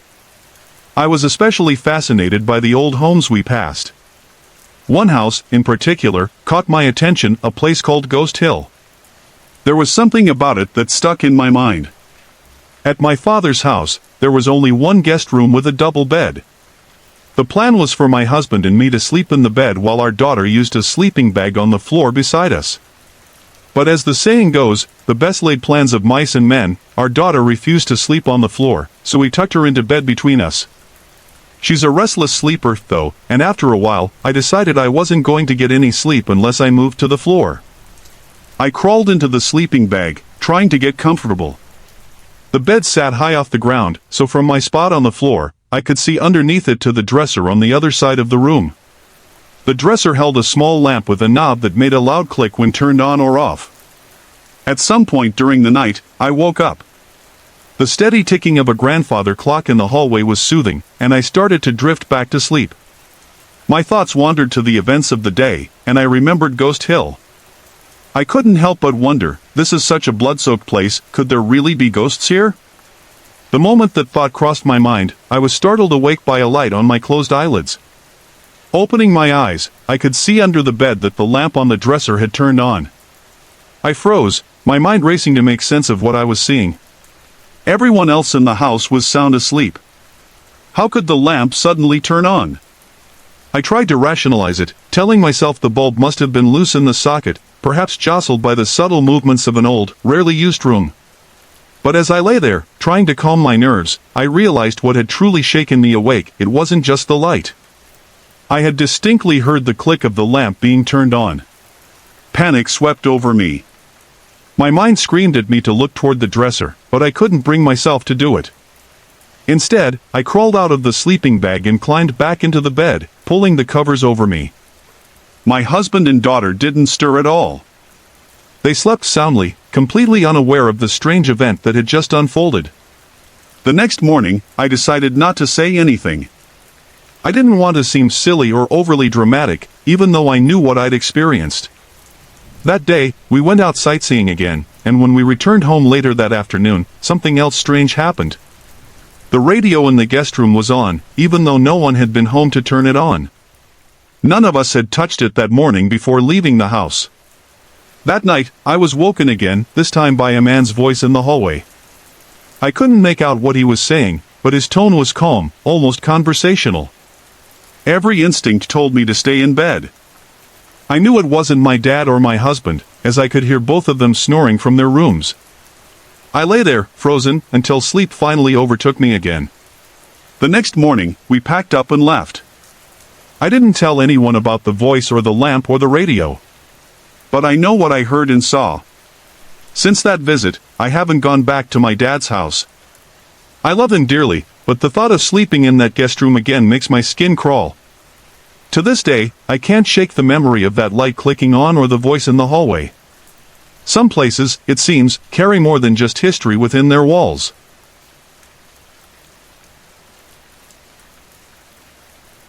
Several years ago, my grandfather ran a small resort near Leadville, Colorado. As a child, he would tell me stories about the old deserted cabins scattered atop the mountain. He often spoke of the people who had once lived there, describing a way of life that was simple yet deeply connected to the land. In those days, it was just the people and their surroundings, isolated from the rest of the world. Among all the stories he shared, one cabin stood out. It seemed to intrigue and unsettle him more than the rest. This particular cabin had a history that wasn't spoken of lightly. The road leading to these cabins was no longer accessible to anyone except my grandfather, but one day, when I was older, he took me up the mountain to see them. I brought my camera along, eager to capture the cabins and the breathtaking scenery around them. The place was beautiful and eerily quiet, untouched for decades. As we explored, I snapped photos of the cabins, their weathered walls telling silent stories of the lives they once sheltered. We even found a few antique bottles that turned out to be quite valuable. When we finally reached the cabin my grandfather always talked about, I felt a strange sense of anticipation. It looked different, more foreboding than the others. I began taking pictures, framing the house from different angles. Then, we stepped inside. The moment we entered, something shifted. My grandfather, usually calm and composed, grew visibly nervous. His face turned pale, and I could sense his discomfort. As we stood there, a piece of old paper slid off a table in the center of the kitchen. It startled us both, especially since there was no wind that day. The house had no modern plumbing, there was no sink, and the toilet sat oddly near the front doorway. The interior was a wreck. The wallpaper was filthy and hung in tattered strips, as though something had clawed at it. The stairs leading to the second floor were caved in at the center, making them impossible to climb. In one corner, we found a single old lady's boot, left behind as if waiting for its owner to return. Despite its abandoned state, the house felt heavy, as though the air carried the weight of its history. Curious, I asked my grandfather about the story behind this cabin. His voice was low as he recounted the tale. According to local lore, the man who had lived there had murdered his entire family, including a 3-month-old baby. The details were murky, but it was said that he buried their bodies in what was referred to as a dump, a hole people used to dispose of trash, somewhere near the house. Despite numerous searches over the years, no one had ever found the burial site. We searched the surrounding area for a while but found nothing. Eventually, we left the mountain, shaken but empty-handed. A few days later, I got the film developed and eagerly flipped through the photos, curious to see how they had turned out. But when I reached the pictures of that particular cabin, I froze. In every photo of the house, there was a woman in the window. Her face, arms, and body appeared washed in shades of gray, as though she had stepped out of an old black-and-white television show. She just stood there, motionless, watching us. A chill ran through me as I stared at the images, trying to make sense of what I was seeing. I showed my grandfather, and though he didn't say much, I could tell it unsettled him deeply. Unfortunately, I no longer have those pictures, but I'll never forget the feeling they gave me. Seeing her there sent shivers up my spine, and even now, I can't explain it. Years later, the mystery of the dump was finally solved. Someone discovered a burial site near the cabin, filled with bones that appeared to be human. But no skulls were found, and the remains were never officially identified. Even now, the memory of that cabin lingers in my mind. I can't help but wonder who the woman in the window was and what secrets that house still holds. Some places, it seems, are forever haunted by the stories they carry.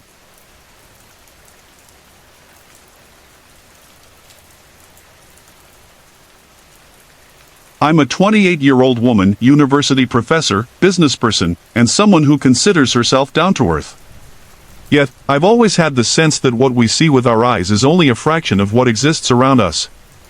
From a young age, I've been highly sensitive to changes in atmosphere, and I've always been intrigued by the occult. One of the most profound experiences I've ever had was during my childhood in Mexico City, where I spent several years living in a house with a ghost. Between 1977 and 1984, my family and I lived in a well-to-do suburb, surrounded mostly by newer homes. The house we moved into was the second one we lived in during our time in the city, and it was where I spent most of my formative years. Not long after we moved in, I began to notice strange occurrences. The first experience happened while I was walking down the second-floor hallway. As I passed the library, which faced the staircase, I turned to glance inside and froze. A man was sitting on the couch, staring directly at me with a chilling, wicked smile. His face was grotesque, either burnt or decayed, I couldn't quite tell. It was the kind of sight that sends a jolt of fear straight to your core. I screamed. My mother and sister were home at the time. My mom ran out of her room, and my sister came rushing up from the kitchen, both alarmed by my cries.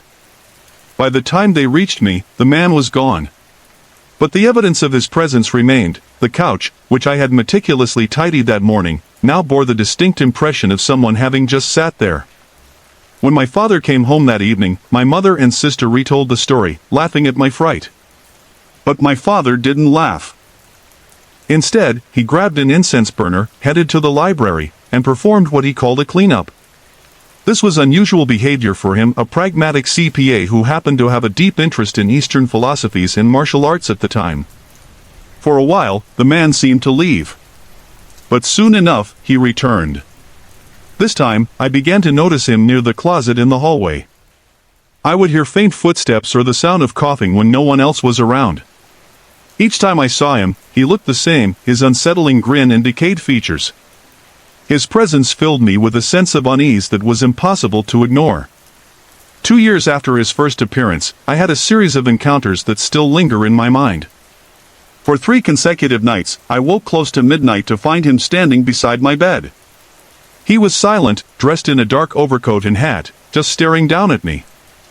I was too frightened to speak or move. He never made a sound, never opened his mouth, but his gaze was enough to keep me paralyzed with fear. Eventually, my mother and sister stopped dismissing my experiences. My sister began to speak of strange occurrences in her room, particularly of goblins hiding in her closet. Objects would fall from tables for no apparent reason. My mom, too, began to hear things she couldn't explain. Despite these eerie events, none of us were ever harmed, and over time, we learned to coexist with the ghost. We never found out who he was. The only history we had on the house was that it had been built by an architect who left the country and never lived in it. We were the first residents, and whatever this presence was, it didn't seem tied to us, it was tied to the house. When we moved to another city in 1984, the ghost did not follow us. To this day, I occasionally experience moments that feel paranormal, things I can't easily explain. But nothing has ever compared to those years spent in that house. Living with a ghost was unsettling, yes, but it shaped the way I view the world. It taught me that reality is often deeper than what we can see or understand.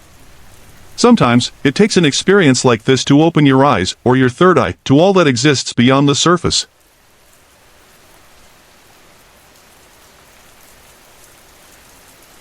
About 6 years ago, I lived in a 2-bedroom duplex with my partner and our 6-month-old daughter. The layout of the flat was unique, and it's important to describe it so you can understand what happened. All the rooms were situated on the left-hand side of a long, narrow hallway that ran the entire length of the flat. On the right-hand side, there was just that long, dim hallway. The living room was closest to the front door, followed by the kitchen, bathroom, laundry, second bedroom, and finally, the master bedroom. Oddly, the builder had only installed one light switch for the hallway, near the living room, meaning you had to turn off the light and walk the entire hallway in the dark to reach the bedrooms. One evening, some friends came over, and they overstayed their welcome. I was irritated actually, I was beyond angry, so I left them to their own devices and went to bed, fuming. Hours later, I woke up to silence. The flat was completely still, and I was alone in bed. The anger I had felt earlier returned, and I decided to sneak out to the lounge room to see what everyone was up to.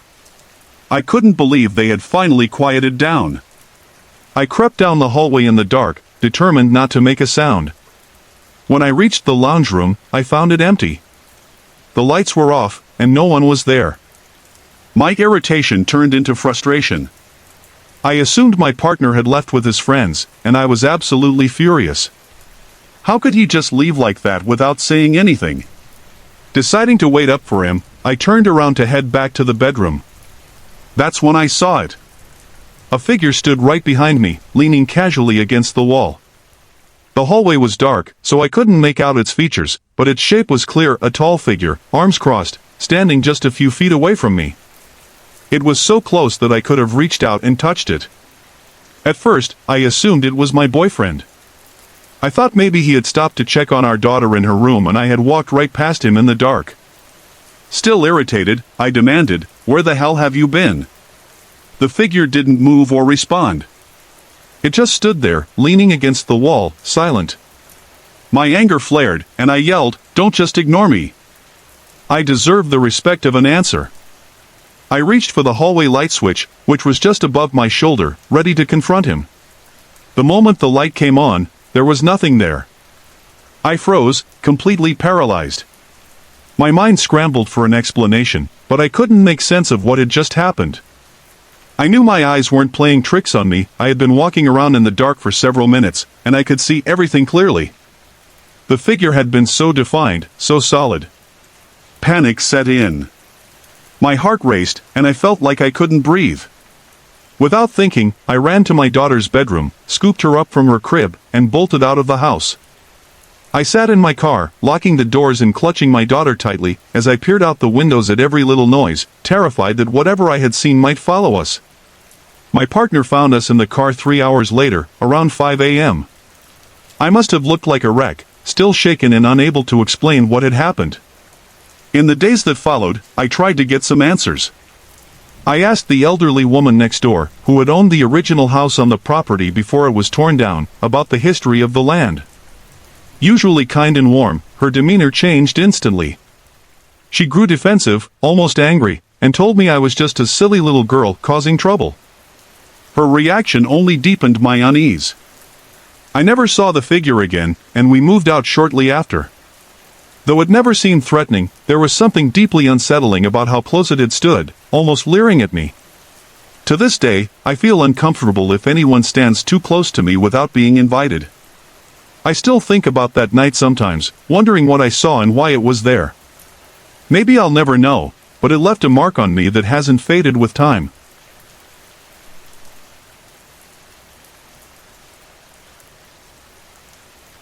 A memory I thought I had long buried.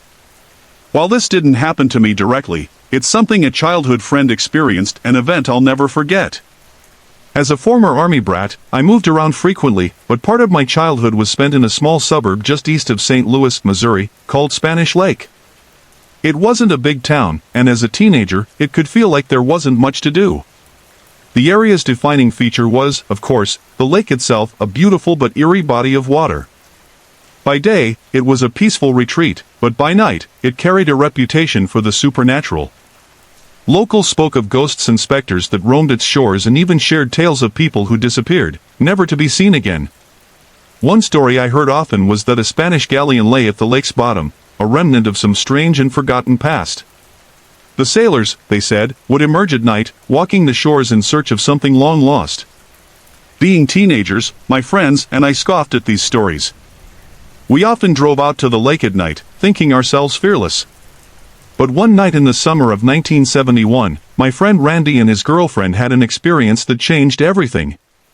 It was a late summer morning when I first saw Randy, standing in his driveway and shouting, clearly upset.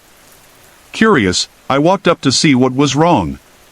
His car, a stunning metallic turquoise 1966 Plymouth Roadrunner, had always been his pride and joy. He cared for it meticulously, treating it like his baby. But now, something was horribly wrong. The paint on the passenger side was ruined, marred by long, deep fingerprints that looked as though they had melted the paint clean off. As I stood there trying to make sense of what I was seeing, Randy recounted the events of the previous night. He and his girlfriend had gone to the lake, parking in a secluded area to spend some time alone. For a while, everything was fine, until Randy noticed a strange red glow coming from the center of the lake. At first, he ignored it, his attention elsewhere, but the glow began to pulse, growing brighter and more defined. Within the glow, an even redder orb appeared, catching both his and his girlfriend's attention. The orb began to move toward them, and Randy's girlfriend, now frightened, insisted they leave immediately. Randy agreed and turned the key in the ignition, but the car wouldn't start. Nothing happened, not even a click. He tried again and again, but the car remained dead. Meanwhile, the red glow crept closer, and his girlfriend grew hysterical. Randy told me they locked the doors and rolled up the windows as tightly as they could, praying for the best. The glow eventually enveloped the car, and that's when things took a terrifying turn. Randy said the car began to rock gently at first, then more violently, as if something was pushing and shaking it from all sides. He heard a low, guttural growling sound, followed by a sharp scraping noise along the passenger side of the car, like nails dragging across a chalkboard. The scraping repeated, each time sending chills down their spines. His girlfriend screamed, pleading with him to leave, but the car still wouldn't start. Randy told me that all they could do was sit there, frozen, and hope whatever was outside wouldn't break in. Suddenly, as quickly as it had begun, everything stopped. The glow vanished, the growling ceased, and the rocking subsided. Randy cautiously turned the key, and to his shock, the car started instantly. Wasting no time, they sped away, not stopping until they were safely back on the main road. When they reached his girlfriend's house, they inspected the car but found no damage. Relieved, Randy said goodnight and drove home, thinking the ordeal was over. The next morning, however, Randy's brother woke him, insisting he come outside. What he saw left him speechless. The passenger side of the car was now marked with melted fingerprints running the entire length of the vehicle, clear evidence of the night's events. Randy tried to repaint the car several times, but each time, the marks reappeared within days. The car also began to develop mechanical problems that no one could fix, and eventually, Randy got rid of it altogether. I moved away from Spanish Lake shortly after that, joining the military, and I haven't been back since. To this day, I can't say for certain what happened to Randy and his girlfriend that night, but his fear and the strange marks on his car were real. I don't need any more reasons to revisit Spanish Lake, there's enough in my memory to keep me away. Now, I live in New Mexico, a place with its own rich history and countless ghost stories. But those are tales for another time.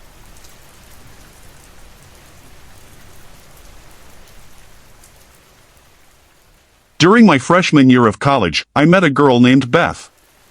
We became friends quickly and decided to room together during our junior year. The place we rented was an older house that had been remodeled into 2 separate apartments. Beth moved in that May, along with her 2 cats, which we weren't technically allowed to have, and I joined her at the end of August when the fall semester started. When I arrived, Beth mentioned that weird stuff had been happening in the house, but she didn't elaborate. She wanted to see if anything would happen to me first before sharing her own experiences. It didn't take long for things to start. Right from the beginning, I noticed strange activity. At night, I would feel something jump onto the foot of my bed. It would step over my legs a few times and either settle at the end or jump off entirely. At first, I assumed it was one of the cats, but even when they weren't in my room or when they were curled up by my head, I still felt the sensation. The experience left me frozen in fear most nights. I couldn't even summon the courage to look, so I would pull my legs up to avoid feeling it. The same thing happened to Beth in her room, but her experiences didn't stop there. She frequently heard scratching noises coming from her closet, though I never did. Over time, I adapted to the nightly disturbances. I started staying up until I was so exhausted that I'd fall asleep quickly, even as the presence walked across my bed. But every morning, if I wasn't up by 8 o'clock, it would start again, as if to wake me. This infuriated me, especially since my first class wasn't until noon. The disturbances escalated one night when I woke to the sound of plastic bowls being thrown around in the kitchen cabinets. I assumed Beth was up for some reason, but the next morning, she swore she hadn't gotten out of bed. Another time, I woke to a strange, wet cat smell in my room, even though the cats never went outside and it wasn't raining. I convinced myself it was nothing and went back to sleep. Beth, being Catholic like me, had put crucifixes in most of the rooms but left it up to me to hang one in my own room. My room had a back door that couldn't be used because there were no stairs outside to access it. When I finally brought a crucifix from my parents' house and hung it over that back door, the activity stopped, at least for a while. As things quieted down, I started noticing something strange about Beth herself. She had seemed relatively normal before we moved in together, but her behavior began to swing wildly. One week, she'd be my best friend, kind and supportive. The next week, she'd turn cold, hostile, and irrationally angry. This back and forth continued for months, and I couldn't make sense of it. The activity in the house also seemed to center around Beth. One night, she was in her room with a friend. The lights were off, and the window was open. Suddenly, her cats tore out of the room, visibly terrified, before darting right back in. Beth and her friend rushed out, claiming something had knocked on her window. They were shaken, and the cat's behavior made it clear that whatever had happened wasn't normal. Another time, Beth was getting ready for work in the bathroom. The bathroom door opened into a small hallway with no other doors. As she stood in front of the mirror, something knocked from underneath the hallway floor with enough force to make the floorboards move. She ran out, pale and shaken. Then came the incident that pushed us both to the edge. One evening, Beth came home, and after a quick chat, went into the bathroom. The door was difficult to latch and lock, so we rarely did unless we were showering. A minute later, Beth screamed. The door had latched and locked itself behind her. She threw it open and ran out, shaking and visibly terrified. At that point, I'd had enough. I got holy water from my grandmother and sprinkled it throughout the house, focusing on every corner and doorway. Things calmed down again, but the uneasy atmosphere never completely went away. Beth moved out a few months before I did, leaving me alone in the house. But the strangest part? Once Beth left, so did the activity. The house felt normal, quiet, peaceful, even welcoming. A friend of mine who visited later mentioned that she only ever felt uneasy when Beth was there. Looking back, I've pieced together some possibilities. Beth had a rough childhood and suffered from physical and emotional trauma due to abuse. Her behavior suggested she may have had an undiagnosed mental disorder. I've since learned that paranormal entities often attach themselves to people who are emotionally vulnerable or mentally unstable. Whatever haunted us in that house seemed far more interested in Beth than me. Though I haven't experienced anything like it since, I still think about that house and Beth sometimes. The connection between her struggles and the strange events leaves me wondering how much of the supernatural is drawn to what we carry within ourselves. Sorry to interrupt. If you're enjoying the story, let me know in the comments and tell me where you're watching from. Don't forget to like and subscribe for more.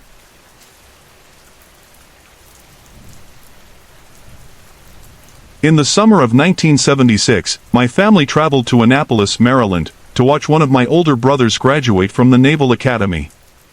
At the time, I was less than thrilled. It felt like my own 8th grade graduation was being completely overshadowed. Looking back, it was a typical case of younger sibling blues, but I remember feeling slighted. Since my family was large, my dad decided it would be more cost-effective to rent a cottage on the banks of the Severn River instead of booking several hotel rooms. The idea seemed practical enough, but in hindsight, I wish we'd gone with the hotels. My parents and youngest brother stayed in town, leaving the rest of us to fend for ourselves in that house for the week. The cottage itself was unsettling from the start. It was hidden in the shade of ancient, towering trees, their thick canopy blocking out nearly all sunlight. The air around the house felt damp and heavy, and the place seemed steeped in gloom. Even as we approached, I couldn't shake the sense that something about the house just wasn't right. The side door opened into a long hallway, off of which the bedrooms were located. Naturally, being a curious teenager, I decided to explore. My curiosity waned quickly when I came to the basement stairs. They were steep, extending far down to a dark, foreboding lower level. As I descended, I suddenly felt a sharp, forceful blow on the inside of my left shoulder blade. It sent me stumbling forward, down several steps, though I somehow managed to land on my feet. I spun around, expecting to see one of my brothers laughing at their prank, but the landing was completely empty. The realization hit me hard. There was no one there. I was terrified. My heart raced as I bolted down the stairs, pushed open the basement door, and practically tore the screen door off its hinges in my desperation to get outside. Sorry to interrupt. If you're enjoying the story, let me know in the comments and tell me where you're watching from. Don't forget to like and subscribe for more. That basement became strictly off limits for the rest of the week. Even so, I dreaded having to stay in that house any longer. As the days passed, I became keenly aware of safe zones and danger zones within the house.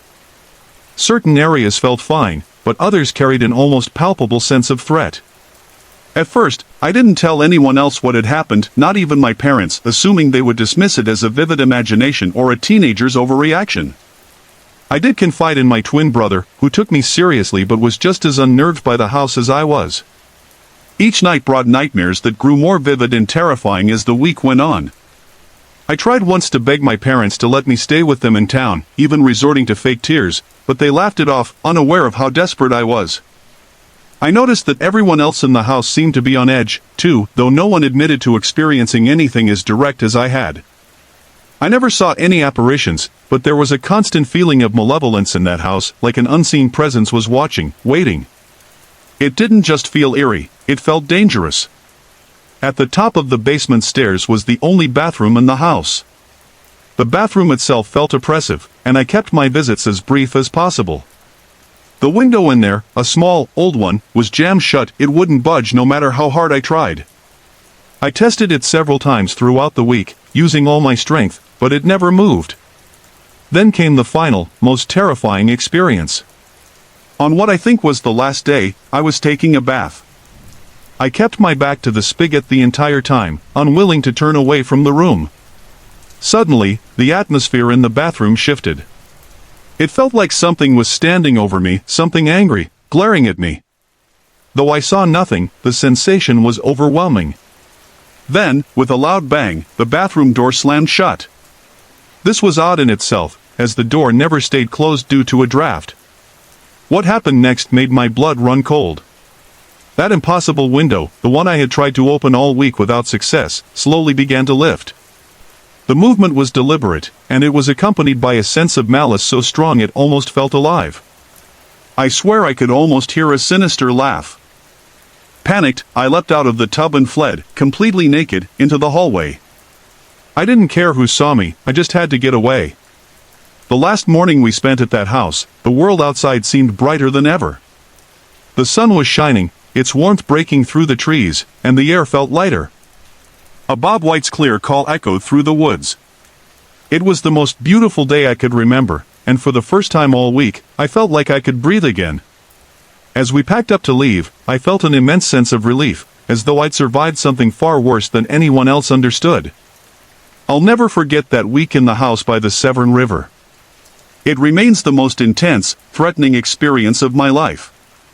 Whatever was in that house, it wasn't friendly. And I hope I never encounter anything like it again. Hey everyone! I put a lot of effort and heart into creating these videos just for you. If you're enjoying the content, I'd love to hear from you. Drop a quick comment below and let me know where you're watching from and what time it is for you right now. Your support means the world to me, and it keeps me motivated to bring more awesome videos your way.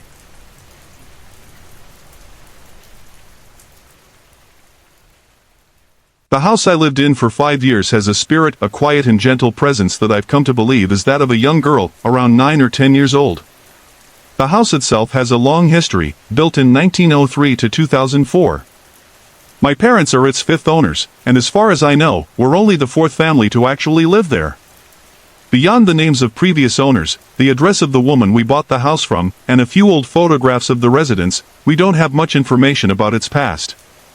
From the moment we moved in, I felt something, a faint sense of not being completely alone. It wasn't scary or unsettling, just an awareness of something or someone else being there. I've had a few direct encounters with her, and while I wouldn't call them frightening, they were certainly unforgettable. My first experience happened when I was 15. It was around 9:30 in the evening, and my family was gathered in the front part of the house. I had gone to the kitchen, which was part of an addition made in 1940, to grab a snack before bed. As I stood at the counter, I felt an odd urge to turn around. When I did, I saw her. She was standing just beyond the doorway, looking at me. She had long blonde hair, fair skin, and was very thin. She wore a red sweatshirt and blue jeans, ordinary clothes that seemed oddly out of place in the moment. The most striking thing about her was how transparent she was. I could see every detail of her, yet I could also see the stereo system behind her, perfectly clear through her form. The encounter lasted only a few seconds. I glanced back at the counter, almost involuntarily, and when I turned around again, she was gone. I wasn't scared, just startled. Seeing her was more surreal than anything, and while it stuck with me, it didn't make me afraid of the house. Over time, I noticed small, subtle things that made me believe she was still around. Objects would move not in a chaotic or disruptive way, but as though she was curious or playing with them. My sisters never experienced her, and I suspect that's because they were louder and perhaps unknowingly intrusive to her quiet nature. Once, at a party, some friends were using a Ouija board when the spirit told one of my noisier friends to leave the room, otherwise, she wouldn't talk anymore. That moment made me realize she seemed to prefer calmness and quiet. My second direct encounter with her happened after a long trip. I had gotten home around 6 a.m. and collapsed into bed, utterly exhausted.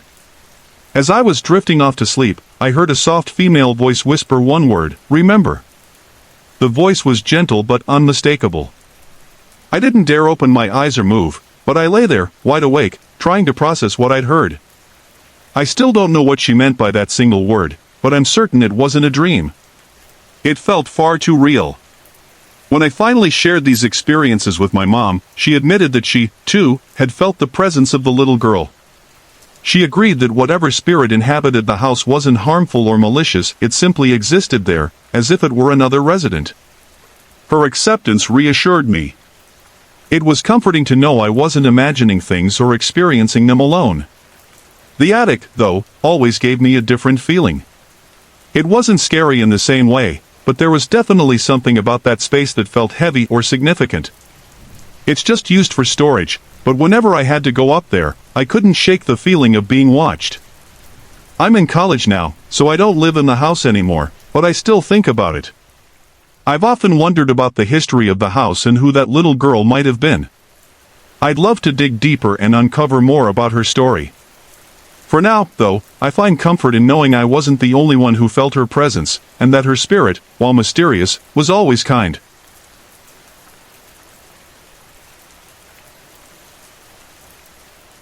I've always been fascinated by ghosts and unexplained phenomena, so I decided to explore my curiosity and visit places rumored to be haunted. Living in Miami, one of the most talked about locations was the historic Biltmore Hotel. Stories of its haunted history had intrigued me for years, so my friends and I decided to check it out. To gain access, we told the front desk we were scouting the hotel as a potential venue for a bridal shower. The receptionist seemed friendly and accommodating, even showing us some penthouse options we could rent for the night. With a little more convincing, she agreed to take us to the infamous penthouse suite, rumored to have once been occupied by none other than Al Capone. The journey to the 13th floor was unsettling from the start. We first rode the main elevator to the 6th floor, where we had to switch to another, older elevator to reach the 13th. As soon as we entered, something felt off. The doors closed slowly, which we brushed off as normal for an old elevator. But then, the lights inside dimmed, and the elevator didn't move. We stood there, tense, as seconds stretched into what felt like an eternity. Finally, the elevator jerked to life, shooting up to the 13th floor only to stop without opening its doors. A moment later, it dropped suddenly back to the 6th floor before climbing again to the 13th. When the doors finally opened, the receptionist gave us an uneasy smile. "Well, here we are," she said, gesturing for us to exit. As we stood outside the penthouse waiting for her to unlock the door, the phone inside the room suddenly rang. Startled, we exchanged confused looks. Why would the front desk transfer a call to a room with no registered guests? The receptionist seemed just as puzzled but quickly opened the door. When we stepped inside, the first thing we noticed was the cold air. The room was unusually chilly, far colder than the rest of the hotel. It didn't make sense. Why would the air conditioning be running in an unoccupied room? And yet, the moment we crossed the threshold, the atmosphere felt heavy, as though we weren't alone. We wandered cautiously through the penthouse, taking in the vintage decor and the eerie silence. As we approached the piano, a single key struck on its own. The sharp note echoed through the room, and the receptionist visibly tensed. "Maybe we should head back downstairs," she suggested nervously. We didn't argue. When the elevator arrived, we stepped in, ready to leave the unsettling suite behind. But as we waited for the doors to close, a sound stopped us cold, the unmistakable notes of the piano playing from inside the penthouse. Panic set in as we frantically pressed the buttons to close the elevator doors. Once they finally shut, the elevator descended, taking us back to the 6th floor and then the lobby. The receptionist's composure had cracked by the time we reached the front desk. She admitted she felt the same unease we did. "This place is definitely haunted," she said quietly. As we stepped outside, I couldn't shake the feeling of being watched. When we turned to look back at the building, it felt as though countless faces were staring at us from the windows above. We haven't returned since that day, but the experience still lingers in my mind. Part of me wants to go back and investigate further to uncover the secrets of the Biltmore Hotel and its haunted history. But another part of me wonders if some things are better left unexplored.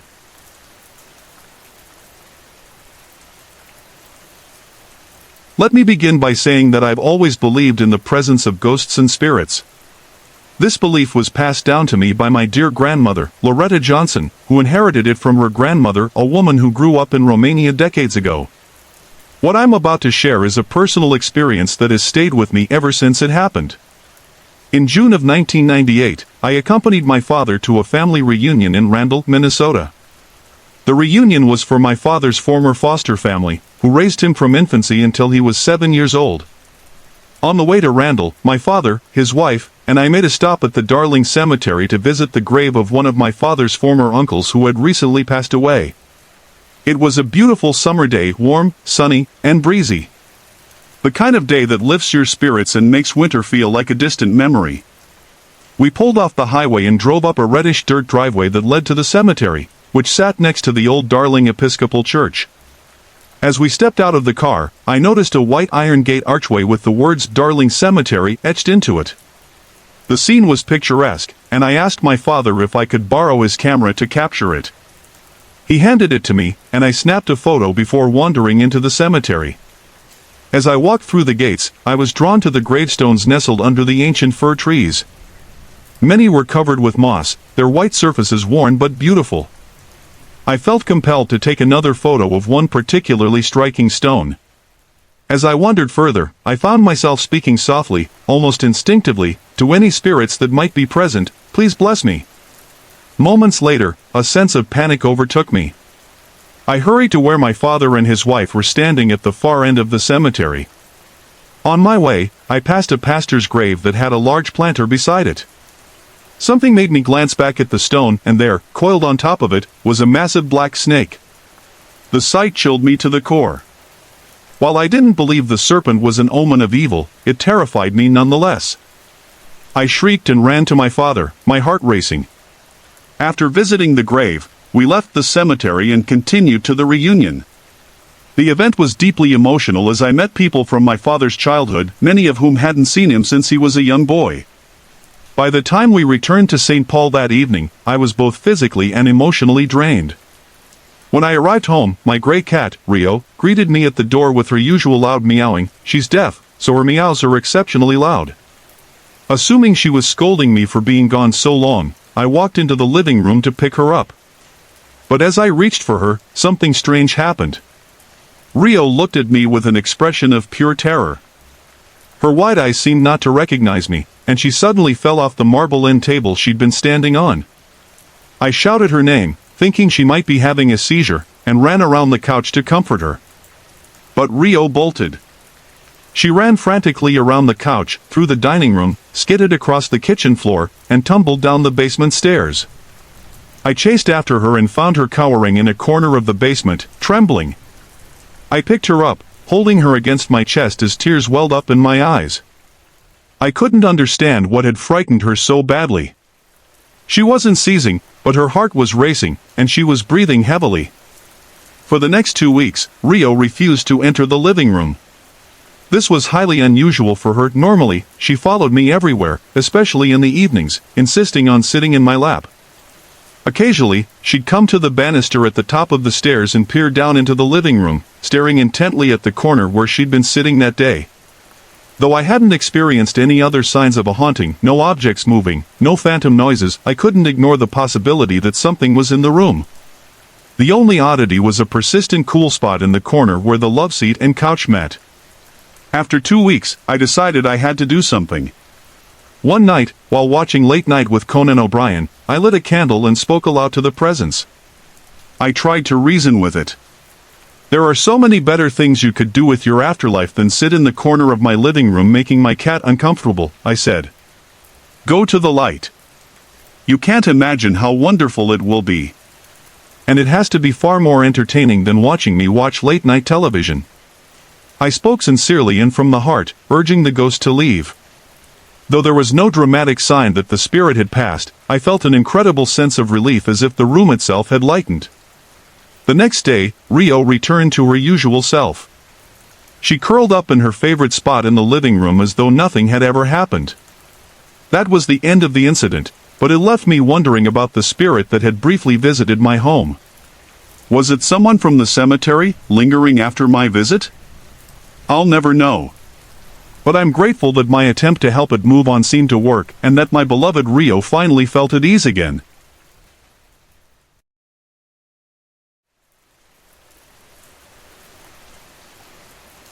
The story begins in a small farmhouse just outside Dalton, New York, where my grandparents lived. The house, a 2-story structure, had a simple layout: 2 bedrooms on the ground floor, along with a bathroom, kitchen, dining room, and family room. Upstairs, there were 5 more bedrooms, connected by 2 stairways, one leading up from the kitchen and the other from the living room. The house always had cold spots, as though unseen presences moved through it, and since I was one of 33 grandchildren, I spent a lot of time there. Even as a child, I dreaded bedtime, not for the usual reasons kids do, but because of what happened whenever I went upstairs. Each night, I heard whispers and chants in low, indistinct voices. Sometimes, I even saw glowing red eyes staring at me from the shadows. The unsettling feeling would persist until I finally dove into bed, pulling the covers over my head and praying for sleep to come quickly. Night after night, I would bolt up the stairs from the family room, sprint into my dad's old bedroom, and hide under the blankets to escape the sinister murmurs. As I grew older, the fear never truly faded. The upstairs of that house always felt wrong. The back staircase leading up from the kitchen was particularly disturbing. It was steep, with 23 solid oak steps that ascended into darkness. No light illuminated the stairwell, and it opened into a large hallway with a storage room on the left and a bedroom directly in front. That bedroom, in particular, terrified me. It always felt as though something malevolent waited inside, watching. I had heard a story about an old woman who supposedly fell down those back stairs, broke her neck, and wasn't found until weeks later. Whether or not the tale was true, the 23rd step at the top of the staircase seemed cursed. Every time I reached it, I felt an unseen force trying to pull me backward or trip me. It became a habit to leap over that step entirely, desperate to avoid whatever dark energy lingered there. One night during Christmas vacation, my grandmother asked me to go upstairs to fetch some gift wrapping supplies. Reluctantly, I made my way to the back staircase. As I climbed, the familiar unease set in. When I reached the 23rd step, something happened that I will never forget. A pale, blue face suddenly lunged out of the bedroom at the top of the stairs. Its features were twisted with rage, and its glowing eyes locked onto mine as it pushed me backward. I screamed as I tumbled down the stairs, landing hard against the wall at the bottom. Oddly, I didn't feel any pain despite breaking my arm and cutting my forehead.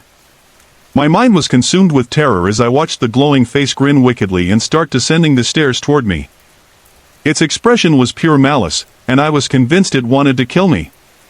I let out a scream that could have shattered glass. Just then, the kitchen door opened, and my grandmother appeared, looking concerned. "What's going on?" she asked. The apparition vanished instantly. Shaking, I pulled myself up and grabbed a damp washcloth to press against the cut on my forehead. My grandmother began getting ready to take me to the hospital, and I sat at the kitchen counter, trembling. As I waited, I heard footsteps coming through the living room. Assuming it was my grandmother, I called out, "Are you ready to go?" But then I realized she was still in the bathroom. The footsteps stopped, and the stairwell echoed with the most blood-curdling laugh I had ever heard. My heart pounded, and before I could react, the fear overwhelmed me, and I passed out. The next thing I knew, I was outside in my grandmother's car, my arm in a sling. She must have carried me out while I was unconscious. Even now, I am certain that whatever I encountered on those stairs was planning to harm me, or worse. The memory of that cold, malevolent face still haunts me whenever I close my eyes. I can see its twisted grin, feel its oppressive energy, and hear its horrific laugh. To this day, I refuse to use the back staircase. If I absolutely have to go upstairs, I take the front staircase in the living room, but I avoid the upstairs altogether whenever possible. Whatever haunts that farmhouse, it's not just a spirit, it's something far darker.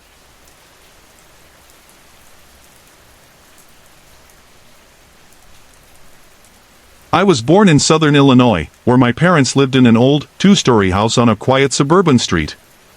The house, built over a century before, dating back to the 1870s, had a lot of history. When they moved in, the upstairs was nothing more than an unfinished attic. Among the dusty corners and wooden beams, my parents found a few relics of the past: an old train set, faded photos, and some outdated clothes. Being young and eager 18-year-olds, they didn't think much of it and threw everything away. While my mother was pregnant with me, my father began remodeling the attic to turn it into livable space.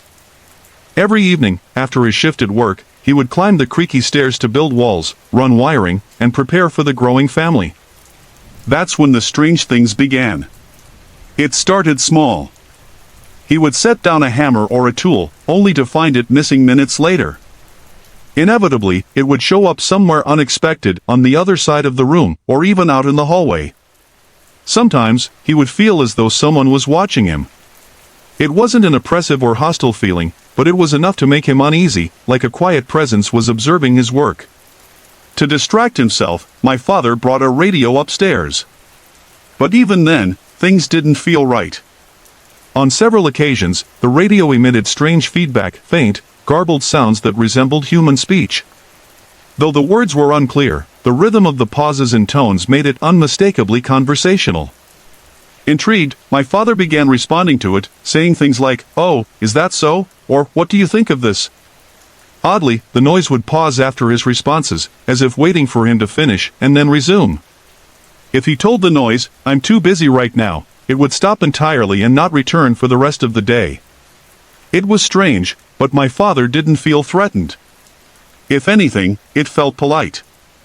After I was born, the activity escalated.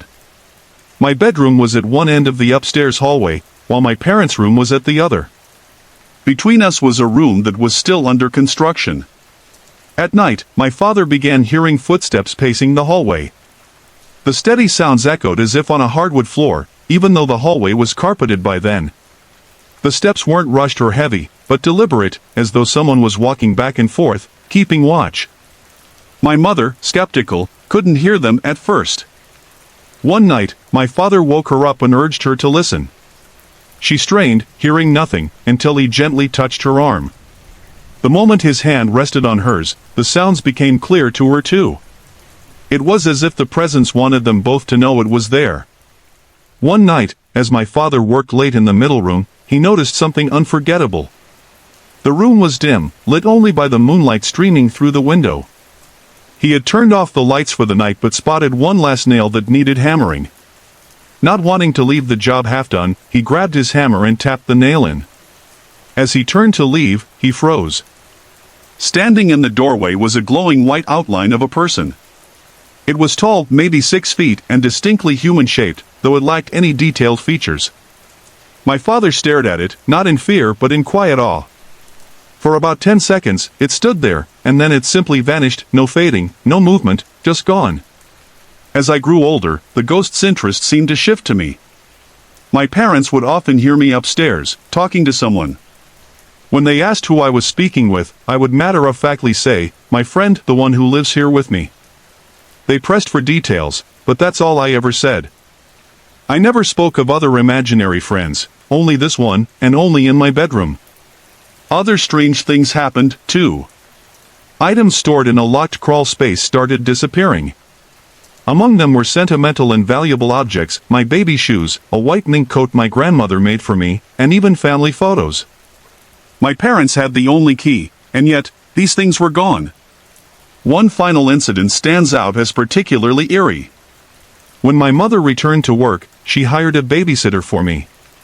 Unbeknownst to my parents, this woman and her boyfriend, a former convict, were hosting wild parties in our house while my parents were away. They only discovered this because of a letter. One morning, they found an unsealed, stamped envelope lying on the kitchen table. Inside was a letter from the babysitter to a friend, detailing her reckless behavior. My parents were stunned, no one else had access to the house, and the letter wasn't theirs. It was as though the ghost had intervened, leaving the letter out to protect me from a dangerous situation. Looking back, I have only faint memories of this time. But I'll always believe that whoever, or whatever, was in that house wasn't just watching us. It was looking out for me.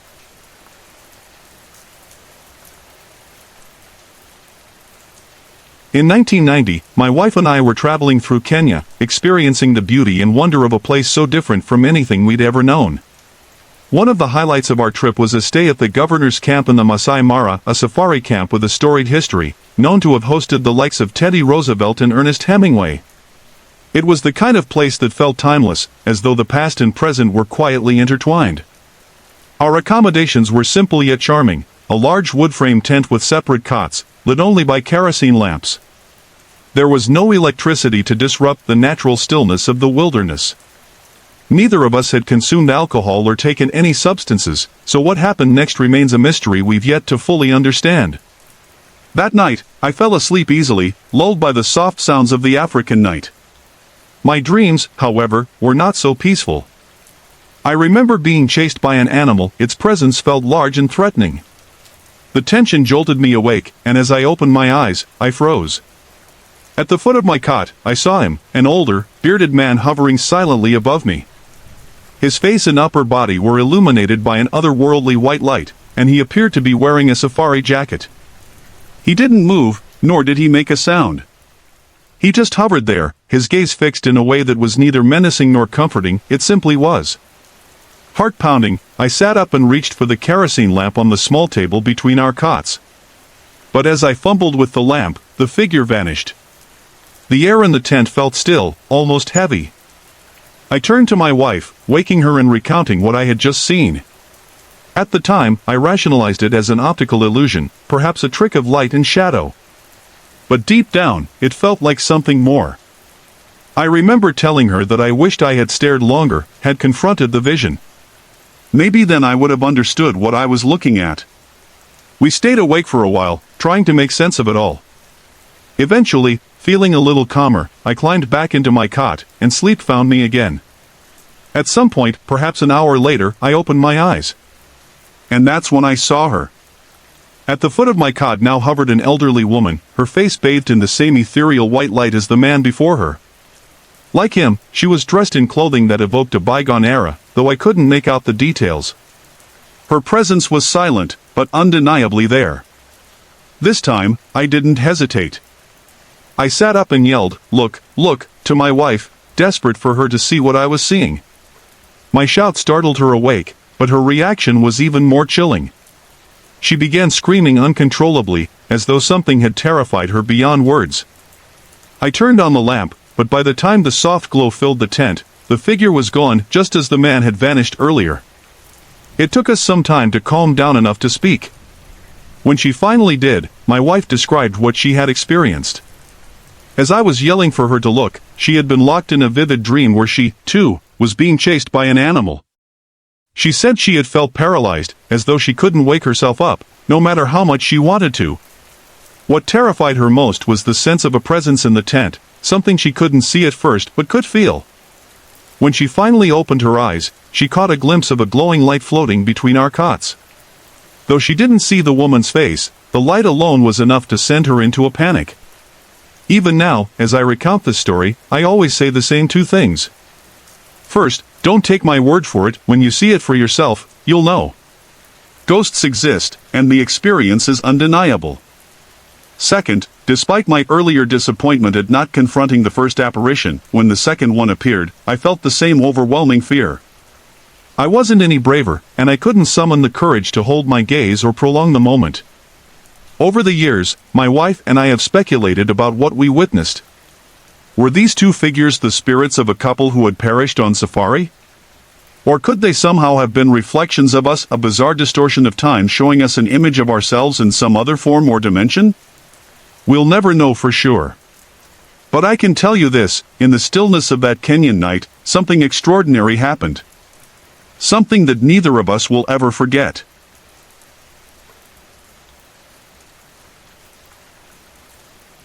We live on an army post in Texas, Fort Hood. Now, I'll be honest, I was never one to believe in the paranormal. It all seemed like something for movies or late-night campfire stories. But that changed when we moved into post housing. What I'm about to share is true, though I don't expect you to believe it. After all, I wouldn't have believed it myself. It was August 1996 when we moved into our new place at Fort Hood. The house itself seemed ordinary, a two-story duplex built back in 1957. The downstairs had tile floors, while upstairs retained its original wooden floors. At first, everything seemed fine, but over time, it became clear that something strange was happening. And it was always upstairs. That's something I've never been able to shake, the way the upstairs felt different. Someone once explained to me that wooden floors, being more natural, might retain energy, making them more susceptible to paranormal activity than man-made tile floors. At the time, I dismissed it as nonsense, but now? It feels like they were onto something. The first unusual event happened one night when we had friends over for a card game. We were in the kitchen playing spades, laughing and enjoying the evening. Then I started hearing something faint, like a baby crying. At first, I brushed it off, chalking it up to what I called mommy hearing. You know, that instinct you develop after having kids where you sometimes think you hear crying even when it's silent? My kids were older, 3 and 2, and if they were crying, I would have heard them loud and clear. I ignored it, but then our guest mentioned it. "Is that a baby crying?" she asked. Her words froze me. If someone else could hear it, it wasn't just my imagination. We had a baby monitor on a nearby bookshelf, and someone suggested we were picking up another baby in the neighborhood. It sounded plausible. Sometimes garage door remotes or cordless phones can cross signals, right? We joked about it for a bit. My husband even said, "Just turn the monitor off. We'll hear the kids if they wake up." But here's the thing, the monitor wasn't on. Its little red indicator light was dark. I pointed it out, and my husband brushed it off, saying the light was probably broken. That sounded reasonable enough. But when I went to turn it off, I realized something chilling. It wasn't even plugged in. I showed everyone the unplugged cord, then opened the back of the unit to reveal there weren't even batteries inside. The room fell silent. The crying continued faintly through the monitor, but we were all too stunned to say much. Eventually, I went upstairs to check on my kids and the other half of the monitor. Both girls were sound asleep, and the monitor upstairs was switched off, too. But just before I touched it, I felt something, a cold patch of air, so icy that it sent goosebumps all over me. Terrified, I bolted downstairs, leaving my kids alone for a moment with whatever that was. We laughed about it later, but the monitor only acted like that one other time after that, and never for long. Then there were the footsteps. I'd be sitting in the living room, watching TV or reading, when I'd hear them. Light, uneven steps on the stairs, like a child coming down. At first, I assumed it was my oldest, Emily, sneaking out of bed during nap time. One day, I decided to catch her in the act. I crouched at the bottom of the stairs, ready to surprise her with a playful boo. But as the footsteps rounded the corner, no one was there. I froze, staring up at the stairs, my heart pounding. There was no way Emily, or anyone else, could have disappeared in the second it took me to look. I crept upstairs, only to find both girls sound asleep in their beds. I couldn't explain it, but I knew what I'd heard. The sound of those footsteps was so clear, so real. Things escalated when I was pregnant with our youngest. It was a rough pregnancy, and my sister-in-law came to stay with us to help out. We hadn't told her anything about the house, it felt silly to bring it up. One evening, while the kids were asleep and we were chatting, I shared the story about the baby monitor. We were laughing nervously, especially when footsteps echoed on the stairs. "Like that," she joked, thinking it was Emily again. But as we turned to look, the steps rounded the corner and stopped. But no one was there. We stared at the empty stairs, speechless. After what felt like an eternity, I muttered, "Yeah, like that." We laughed, but it was a shaky, uneasy laughter. For some reason, I started to think of the presence as a little boy, maybe 3 or 4 years old. Why he? I'm not sure. But something about the sound of the footsteps, the way they felt, it just seemed right. A few days later, I had to stay overnight at the hospital, leaving my sister-in-law to watch the kids. When I returned, she shared a chilling experience. She'd put the girls down for their nap and was sitting on the couch reading when she heard someone walking around upstairs. The sound of toys being moved startled her. She thought Emily might have woken up and was disturbing Anna's rest. Concerned, she tiptoed upstairs to check.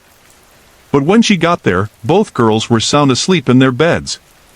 The noises had stopped halfway up the stairs, and there was no way either of them could have fallen back asleep that quickly.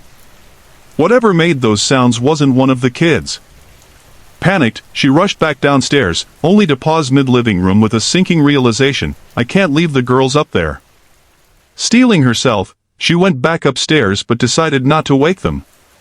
Instead, she sat in their room for about 30 minutes, reading to calm her nerves.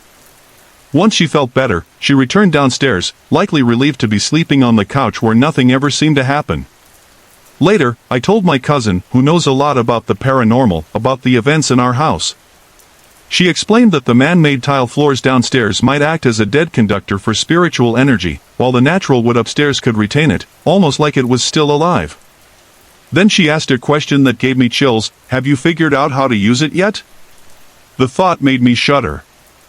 I don't want to use anything, I'd rather leave it alone entirely. One afternoon, Emily was playing on the living room floor with me while her sisters napped. Out of the blue, she said, "Mommy, I don't like that little boy." I froze. "What little boy, honey?" I asked, trying to sound casual. "The one that comes into my room sometimes," she replied. My heart raced, but I kept my voice calm. I gently asked her about him, trying not to lead her responses. She described him as little, like me, and said he shouldn't be in her room without his mommy because he could get hurt. I asked what he did when he came to her room. "He just looks at me," she said. "He's not pretend, but he's not really real either." Her words sent a chill down my spine. It was the most matter-of-fact description of a ghost I'd ever heard. I later asked her if she still saw the boy. "No," she said. "I told him I don't want him in my room. It's my room. And he doesn't have his mommy, so he could get hurt." He looks sad, but he's not there now. One morning, my husband experienced something even stranger. He was lying in bed, not fully awake, when he heard light footsteps coming up the stairs. Assuming it was me, he stayed still, ready to playfully scare me.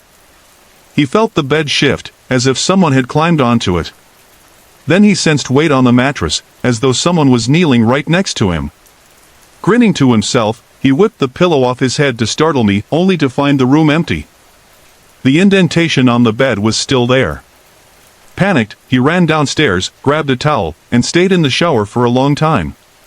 It wasn't until much later that he could even talk about what had happened. And then there was the doll. A singing baby doll, the kind that played Ring Around the Rosie, started singing on its own in the middle of the night. The kids were asleep, and no one had touched it. I tried to turn it off, but nothing worked. Horrified, I threw the doll out into the yard, but we could still hear it singing faintly from outside. My husband eventually retrieved it, dismantled the mechanism, and assured me it was just a mechanical issue. But the timing and the way it malfunctioned were enough to terrify me. As events kept piling up, I started to journal the occurrences. I wanted to keep track of how often these things happened, especially since they seemed to increase when Michael was away for work. One evening, as I was taking the girls upstairs to bed, a framed photo of my father-in-law flew off the wall. It didn't just fall, it launched across the hall, shattering the glass before bouncing back to where it started. I watched, frozen in shock. For the first time, I felt truly threatened. The energy in that moment was different, strong, violent, and very male. A few days later, Emily brought up the little boy again, calling him by a name I'd never heard before, Carrick. She said he wore only black clothes and seemed very sad. That afternoon, I had what I can only describe as a vivid dream.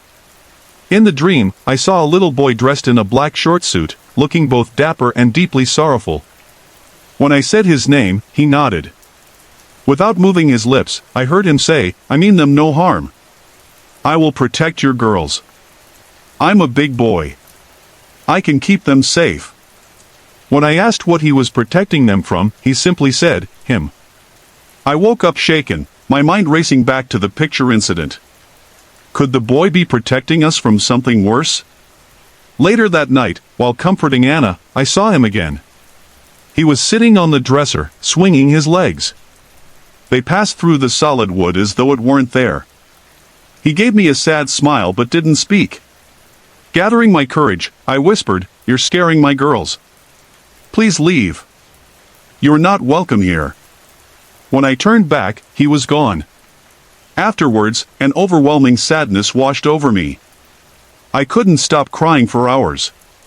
By the time Michael got home, the feelings had faded, but the experience left a deep impression. These occurrences have left us with more questions than answers. Who was the little boy? And who or what was the violent presence? I wish I could research the history of the house, but military housing records aren't easy to access. For now, we're left to piece it together on our own. Hey everyone! I put a lot of effort and heart into creating these videos just for you. If you're enjoying the content, I'd love to hear from you. Drop a quick comment below and let me know where you're watching from and what time it is for you right now. Your support means the world to me, and it keeps me motivated to bring more awesome videos your way.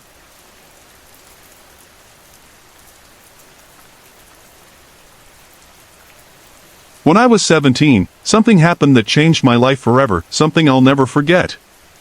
It started with a late-night visit from someone I dearly loved, someone who had been gone for 7 years. My paternal grandfather, or Papa as I called him, passed away when I was younger, and I missed him every single day. I never expected to see him again, but that night, he appeared in a way that I still can't quite explain. It was late, and I was up in my room finishing my AP English homework. My teacher had a knack for assigning what felt like mountains of work, and I was exhausted, as usual. My hair kept falling into my eyes, I was trying to grow out my bangs, and I was just about to call it a night when I heard a soft tap on my bedroom door. A familiar voice followed, "Melanie, what are you doing still up?" I froze. It wasn't my parents, they knew I wouldn't go to bed until my homework was done. Slowly, I looked up, and there he was. My Papa. Standing in the doorway. He looked like himself, but not entirely solid. I could see through him to the other side of my room. My heart caught in my chest as I stammered, "Papa? What are you doing here? You've been gone for 7 years. Do you know how much I miss you?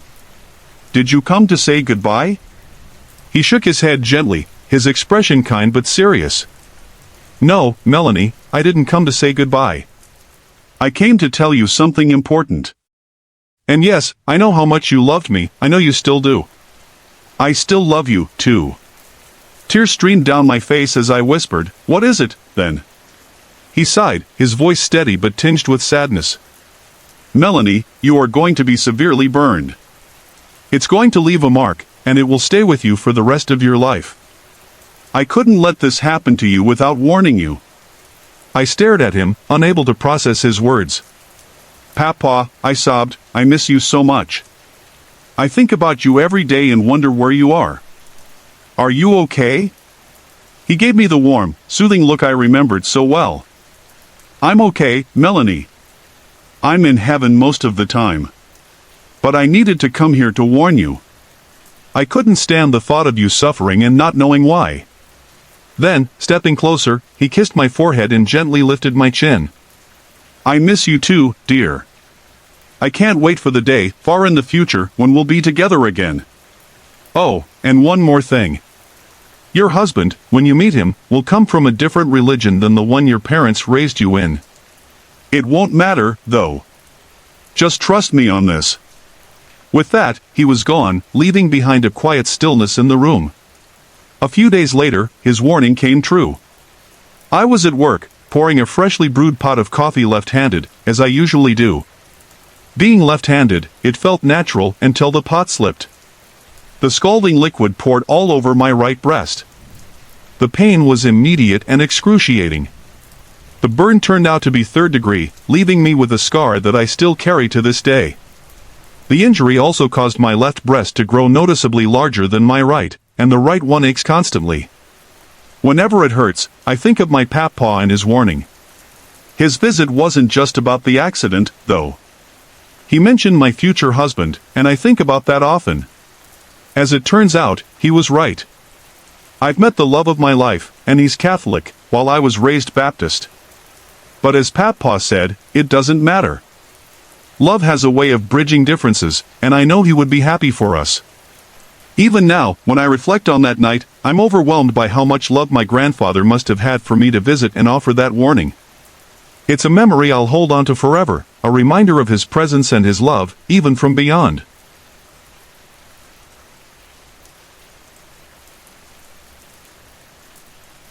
I've always been a believer in things you can't quite explain. Maybe it's my Catholic upbringing, or maybe it's something innate, but I've always felt a connection to the unseen. Sometimes I think I have a kind of sixth sense, déjà vu from dreams, eerie coincidences, or gut instincts that tell me something is about to happen. While no one else in my family seems to share these experiences, my older sister was sensitive to the paranormal when she was my age. Those abilities seem to have faded for her now, but for me, they've always felt very present. I wasn't your typical child. I didn't play tea parties with my dolls or have imaginary friends, but I do believe I grew up under the watchful eye of a ghostly guardian. Let me take you back to the house where it all began. The house was new, designed and built by my father, a computer programmer, shortly before my birth. It had no history of hauntings or supernatural activity tied to it, but the land it stood on was a different story. We lived in the Philippines, in a small, tightly packed neighborhood with narrow streets where cars could barely squeeze through. It was a lively, friendly place, a backdrop straight out of Dennis the Menace. But long before we moved in, the area had seen its share of tragedy. During the war between the Japanese and Filipinos, soldiers dug tunnels beneath the neighborhood, and many people lost their lives there, often violently. Although I was too young to understand it at the time, I've always wondered if that history left its mark on the land. Fast forward to when I was a baby. My nanny, a common figure in many Manila households, was carrying me upstairs one day to put me in my crib or change my diaper. My parents later told me what happened next. As my nanny reached the staircase, she saw something that left her terrified. There, at the top of the stairs, stood a woman dressed in white, her long black hair flowing around her. Frozen in fear, my nanny fled to the bedroom, screaming for my sister, Anne. When Anne came running and asked what was wrong, the nanny asked if she'd seen anyone on the stairs. Anne said no. The nanny tried to convince herself it was her imagination, but that wasn't the last time the woman in white appeared. I never saw her as clearly as my nanny did, but there were times when I caught glimpses of her, always from the corner of my eye. She never frightened me. In fact, she felt like a comforting presence, someone who was simply there. The last time I saw her remains vivid in my memory. I was home from school, eating lunch. My nanny, my favorite one, whom I affectionately called Yaya, had gone upstairs to fold some sheets for my mom. I wasn't in the mood to eat, but I knew Yaya would be disappointed if I didn't, so I forced myself to pick at my food. That's when I glanced over at the screen door. Outside, standing still as the air moved around her, was the white lady. Her long black hair was blowing in the breeze, and she seemed to be watching over me. I turned back to focus on eating, and as the realization of what I'd just seen hit me, I quickly looked again. She was gone. A few months later, my family moved to Canada. I'd never been back inside that house. During a trip home years later for my grandmother's funeral, I stood outside the house and simply stared. It had changed, but I knew that if I stepped inside, she wouldn't be there. Somehow, I just knew that when we left, she did too. I hope she found her way to heaven. I've never fully understood what I saw. My family dismisses it as a child's overactive imagination, but I believe the white lady was real. More than that, I believe she awakened something within me, a gift from God, allowing me to sense what others can't. There are so many stories from that house that my family has shared over the years, but the white lady is the one I'll never forget. She wasn't just a figure from the past, she was a presence that shaped my understanding of the world.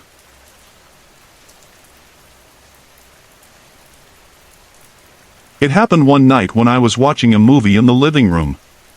I remember glancing at the clock, 10 p.m. I was supposed to be home by 11 o'clock, so I kept an eye on the time. As I settled in, the lights suddenly flickered off and on once, twice, 3 times. Then a loud, booming noise echoed from upstairs, shaking the house.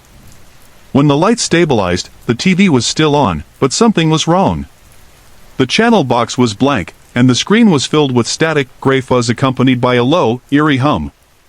No matter what buttons I pressed on the remote, the channel wouldn't change. That's when I felt it. The hair on the back of my neck stood on end, and a deep, primal fear gripped me. In the static, I began to make out a figure, a large man. His image grew clearer, his face twisted into a horrifying grin. It was the most grotesque smile I'd ever seen, filled with malice. Before I could react, the screen started crackling, and to my disbelief, a hand reached out of the TV. Then a leg. Then the rest of him. He stepped out of the screen, and I felt an oppressive weight press down on me, like I was being pinned to the couch. I couldn't move, no matter how hard I tried. My heart raced as he pointed a long, bony finger at me and opened his mouth, revealing jagged, yellow-green teeth. They looked razor-sharp, and his laugh was a deep, mocking growl that chilled me to the core. Desperate, I threw the TV remote at him. It passed straight through, hitting the wall and spilling its batteries onto the floor. The creature didn't even flinch. Instead, he loomed closer, his grin widening. Just as he was about to touch me, the lights flickered out again. When they came back on, I was outside, standing on the porch. My legs felt like jelly, and I was drenched in sweat. I looked at my watch. It was 11:25 p.m. Somehow, I had lost over an hour of time. My mind raced as I tried to make sense of what had just happened. Sorry to interrupt. If you're enjoying the story, let me know in the comments and tell me where you're watching from. Don't forget to like and subscribe for more. Still shaken, I re-entered the house to see if it had all been some kind of bizarre dream. But there on the floor was the remote, its batteries scattered. My Pepsi was spilled on the carpet, leaving a dark stain. It wasn't a dream. I felt the sensation of being watched again, like a pair of eyes was fixed on me from the shadows. That was enough for me. I grabbed my coat and bolted out the door, running to a friend's house down the street. At their kitchen table, I tried to piece together what had happened, but the fear was overwhelming. I couldn't sleep for 2 weeks after that night, and to this day, I refuse to sit alone in that living room.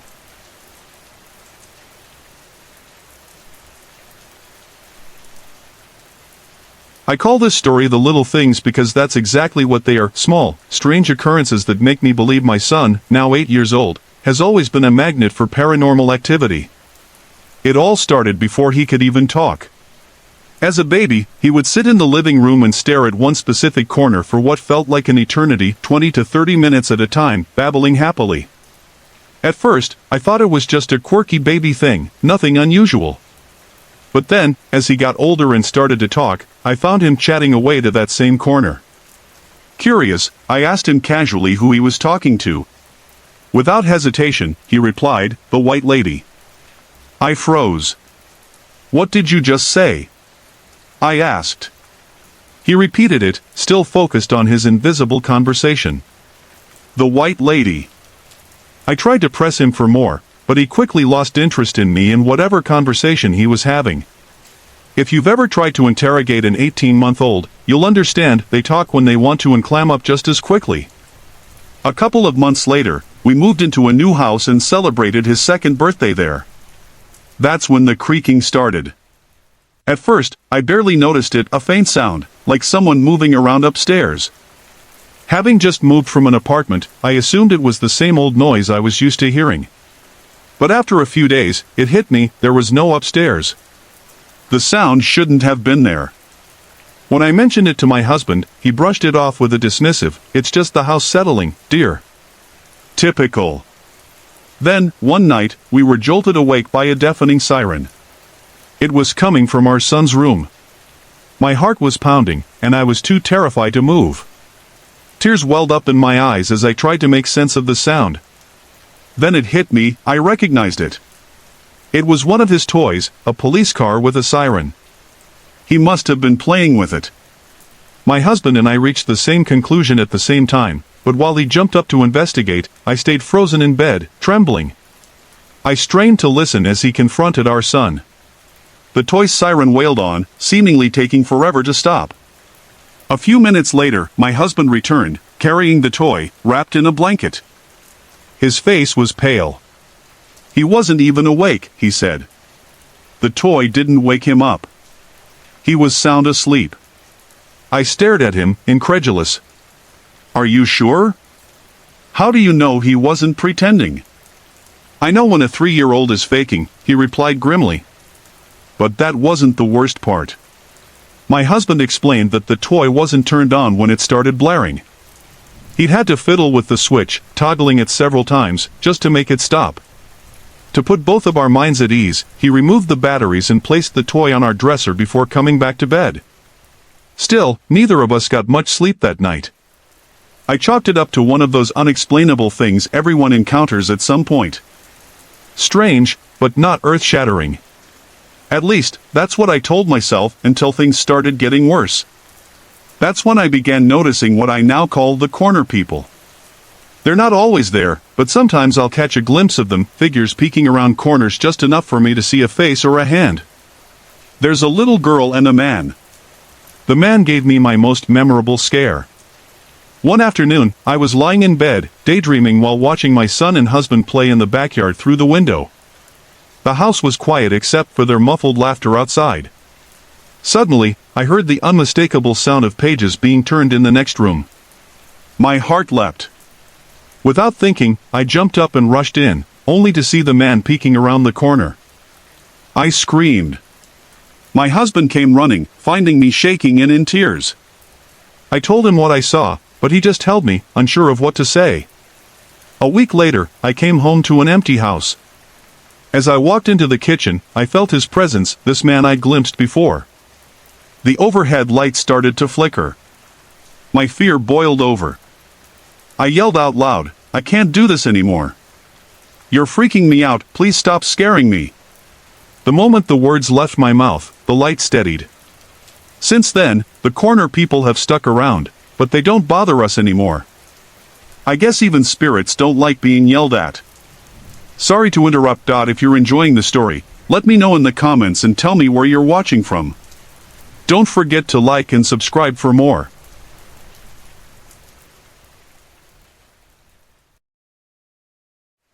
There's an old saying, love knows no bounds. I always thought it was a cliché, something sentimental people said to comfort themselves. Never did I imagine that such an emotion could transcend even death itself. Growing up in a close-knit Italian-American family, my grandfather was the cornerstone of my world. Out of his 9 grandchildren, I was his favorite, something he never hid. He only ever wanted 2 things in life, a united family and the chance to see me graduate from high school. But life had other plans. During my sophomore year, he was diagnosed with cancer, and we were forced to watch helplessly as the disease slowly claimed him. March 2, 1991, was a cool, foggy morning.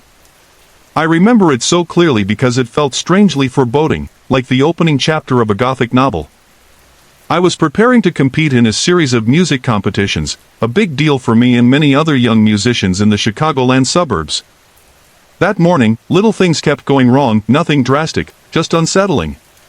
The dense fog, a persistent chill in the air, and small memory lapses all seemed to hint that something was off. Looking back, the atmosphere could have been pulled straight from the pages of an Edgar Allan Poe story. My performance time was moved up unexpectedly when 2 competitors withdrew. Halfway through my piece, something unthinkable happened. My mind went blank, and then, as if caught in a whirlpool, I experienced a mild seizure. It felt like the world was spinning uncontrollably, completely out of my grasp. The seizure itself lasted no more than a minute, but in those fleeting moments, I felt a hollow emptiness creep into my soul. Without any explanation or warning, I knew my grandfather was gone. The call confirming his passing came 2 hours later. It had taken my family time to track my father and me down, but the message was clear: my grandfather had passed away at exactly 10:03 a.m., the precise moment I was performing. Overwhelmed, I withdrew from the rest of the day's competitions and returned home. My father, trying to manage his grief while taking care of logistics, left shortly afterward with my grandmother to purchase a suit and tie for the funeral. The wake began the following evening, spanning over 2 days. Given my close relationship with my grandfather, my father decided it would be best to shield me from too much pain. I was only 15, after all. But the night before the funeral, I found myself retreating into solitude, too exhausted and numb to face anyone else. I went to bed early, desperate for sleep, but peace wouldn't come. At around 2 a.m., I was startled awake by a sudden, sharp chill in my room. At first, I dismissed it, curling deeper beneath my blankets. Yet, the chill lingered, refusing to dissipate, and soon it was joined by an unmistakable scent: garlic. This confused me. Despite our Italian roots, we didn't use garlic in the house because my dad wasn't particularly fond of it. I opened my eyes cautiously, expecting nothing, but what I saw stopped my heart. Standing by my bed was my grandfather. He was dressed immaculately in a black double-breasted suit with a tie in striking shades of blue and gray. His figure bent slightly toward me, as if waiting for me to react. I wanted to scream, to run, to tell myself I was dreaming. But as I pinched my arm to be sure, I realized this was no dream. He smiled gently, that familiar expression I knew so well. And then he spoke.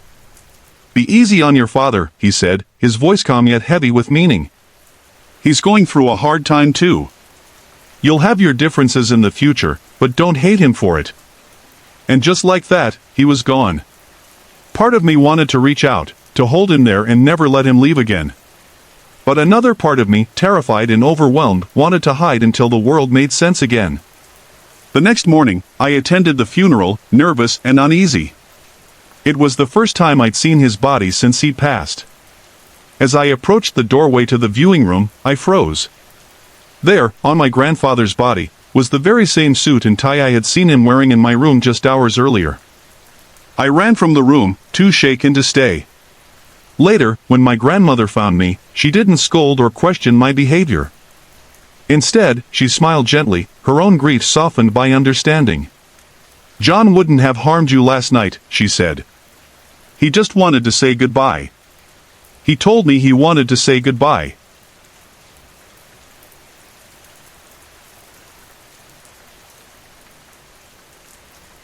When I was about 6 or 7 years old, my family moved into a brand new home. From the moment we arrived, I hated it. It was on lot 13, bad omen, right, and we ended up living there for 13 years, another bad omen.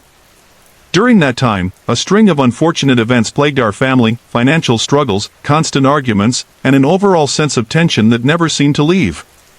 My mom once confided in me that she thought the house was haunted. I wasn't sure about that. We didn't hear footsteps or see objects moving around, at least not regularly. But there was always something about that house that felt off. I never felt comfortable, especially in the master bedroom. Just looking into that room made my skin crawl.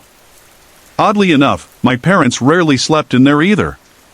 Instead, they converted the enclosed patio on the other side of the house into their bedroom. I never asked why, I just assumed they felt the same way I did. Anyway, here's what happened. It was the late 1980s. I was living at home, taking summer classes at a local community college. One night, I woke up from a dream, or, more accurately, I half awoke. My eyes were open, and I could see my room, but a dream voice was still talking in my head.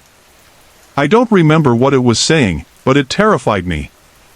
I started reciting the 23rd Psalm in my mind, over and over, until the voice finally faded and I was fully awake. Shaken, I decided to get a glass of water. When I walked into the kitchen, I was surprised to see my mom sitting there in the dark. I asked her what she was doing up so early, and she told me she'd had a bad dream and couldn't get back to sleep.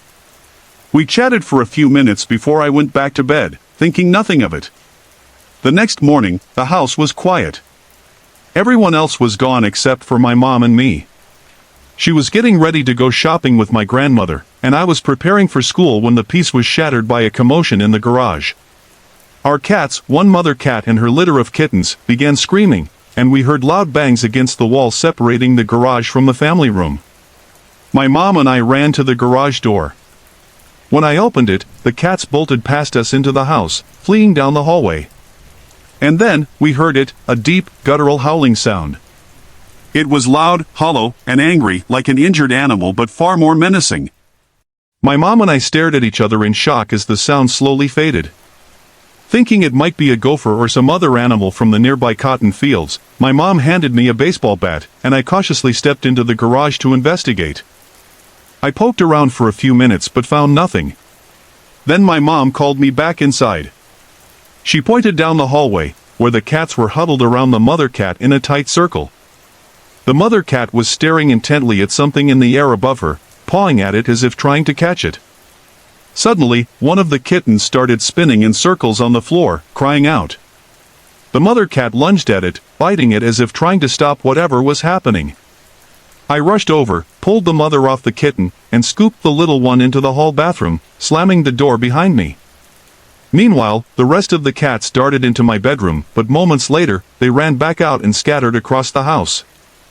I noticed my ceiling fan was on, even though I was sure it hadn't been earlier. That was enough for my mom. She declared she was done and asked me to drive her to my grandmother's house. As we were leaving, we walked into the kitchen. I was at one end searching for my keys, and my mom was at the other, on the phone with my grandmother. Suddenly, she turned to me and snapped, "That's not funny." Confused, I asked, "What are you talking about?" "You just breathed down my neck," she said. I froze. How could I do that? I'm standing all the way over here. Before I could finish my sentence, I felt it, a heavy sigh, right behind my ear. Then, a low chuckle. Both my mom and I heard it. That was it. We ran out of the house, practically breaking down the front door in our rush to escape. I dropped my mom off at my grandmother's and decided to return home, feeling silly for having fled. When I got back, everything seemed normal. I went to check on the kitten I'd locked in the bathroom and found it soaking wet, trembling, and surrounded by the unmistakable smell of excrement. I couldn't figure out what had happened. I cleaned it up, wrapped it in a towel, and carried it to the living room. As soon as I sat down, the other cats began emerging from their hiding spots, one by one. They climbed into my lap, huddling close to me like they were seeking protection. For the rest of the day, they refused to leave my side. Wherever I went, they followed. A couple of years later, we lost the house after my dad's business failed. Almost immediately, life began improving for my parents. Looking back, I can't help but wonder if the house had something to do with all the bad luck we endured. I'm not a paranormal enthusiast by any means, just a regular guy with a mild curiosity about strange things. But I know what I experienced in that house, and no amount of logic or skepticism can explain it away.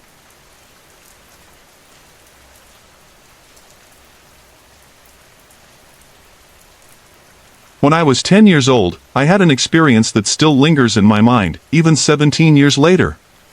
To this day, I rarely share this story, except with my family. I've always feared that others might think I made it up, but I assure you, it was real. It all began on a warm Saturday morning. My mom was an avid fan of garage sales, and like clockwork, she would wake me from my peaceful slumber to tag along. That particular morning, our neighbors were hosting their annual garage sale, and several other families had joined in. Among the treasures and trinkets, my mom spotted a 3-foot-tall porcelain doll. She bought it for me immediately, knowing I loved collecting dolls. I was mesmerized. This doll was exquisite, a true masterpiece. She stood tall, her dark, realistic hair cascading in soft curls around her angelic face. She wore a deep green velvet gown, trimmed with delicate lace. The craftsmanship was flawless, and I was ecstatic to add her to my collection. I decided to name her Sarah. That evening, I placed Sarah on a shelf in my room, next to my other prized possessions. As I lay in bed, the feeling of contentment washed over me, and I quickly drifted off to sleep. But the peace didn't last long. I woke to the sound of a lullaby, a soft, high soprano voice singing a tune so sweet and soothing, it felt like it belonged to an angel. At first, I thought I might be dreaming, but the singing continued. I sat up in bed, trying to locate the source. My room was dark, except for the faint glow of my clock. Its large, red digits displayed 12 o'clock. The singing stopped the moment I turned on the light. I stood frozen, unsure of what I just experienced. Deciding it must have been my imagination, I turned off the light and climbed back into bed. But as soon as the room was dark, the lullaby started again. This time, I listened closely. The voice seemed to come from Sarah, perched on her shelf. Fear gripped me as I flipped on the light again, silencing the song instantly. With trembling hands, I picked her up, thinking she might be a special kind of singing doll. But as I examined her, I found no switches, no battery compartment, nothing. The fear returned, stronger than before. I ran to my mom's room and woke her, recounting everything. She dismissed it as a child's imagination and sent me back to bed. That night, I left the lights on, and the singing didn't return. The next night, however, the lullaby began again right at 12 o'clock. This time, I wasn't as frightened. I listened. It was calm, almost peaceful. I couldn't make out the words, but it felt gentle. A week later, I told my mom again and begged her to sleep in my room. She finally agreed. That night, she heard it too. It didn't take her long to believe. The next morning, she took Sarah to the outside garbage bin, claiming the doll was possessed by a spirit. But when I returned home from school, Sarah was back on the shelf. My mom swore she hadn't brought her inside. She questioned my brothers, but they denied any involvement. That night, my dad decided to take matters into his own hands. He removed Sarah's head from her body, thinking it might put an end to the disturbances, and threw the doll back in the trash. The following morning, as I left for school, I glanced at the garbage can. Sarah's head was peeking out from the top, her glassy eyes staring directly at me. A chill ran down my spine, and I hurried away. When I returned home, I couldn't resist looking at the garbage again. This time, her eyes seemed to follow me as I walked past. I thought I was imagining things, so I tested it by moving back and forth. No, I wasn't imagining it, her gaze shifted with me. Terrified, I ran into the house, barely able to explain to my dad what I had seen. That was the final straw. My dad called our bishop, who came to the house and took the doll away. To this day, I don't know what became of Sarah. I never asked our neighbors about her origins, and I'll never know if they experienced anything strange before selling her. What I do know is that the spirit within Sarah didn't feel malicious. I never felt like it wanted to harm me, but the experience was unsettling enough to leave a lasting mark. Even now, I sometimes try to recall the lullaby, but the words slip away no matter how hard I concentrate. After that summer, I stopped collecting dolls altogether.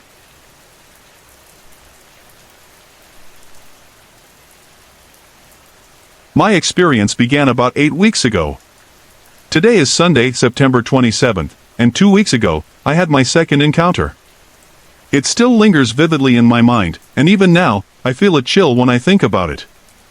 I live in Griffith, a small outback town in New South Wales, Australia, where I work part-time delivering pizzas. One of the routes I travel frequently takes me along Taylor Road, a quiet street that runs west to east and ends at a T-section with Sidlow Road, which stretches from south to north. At that intersection, I always turn left onto Sidlow, driving 200 meters north to another T-section where Marigal Street begins. On the other side of Marigal are the grounds of Griffith High School, where I turn right and continue on my way. Sidlow Road is an unusual street. It has two sections, a gravel road that ends at Taylor Road and a tarmac section that runs through it. Separating the two is a 25-meter wide grassy strip. My route often takes me east along Taylor Road, north on Sidlow's tarmac section, and then right onto Marigal. It's a simple path I've driven countless times without a second thought. 8 weeks ago, that changed. It was around 9:20 p.m., and I was heading back to the restaurant.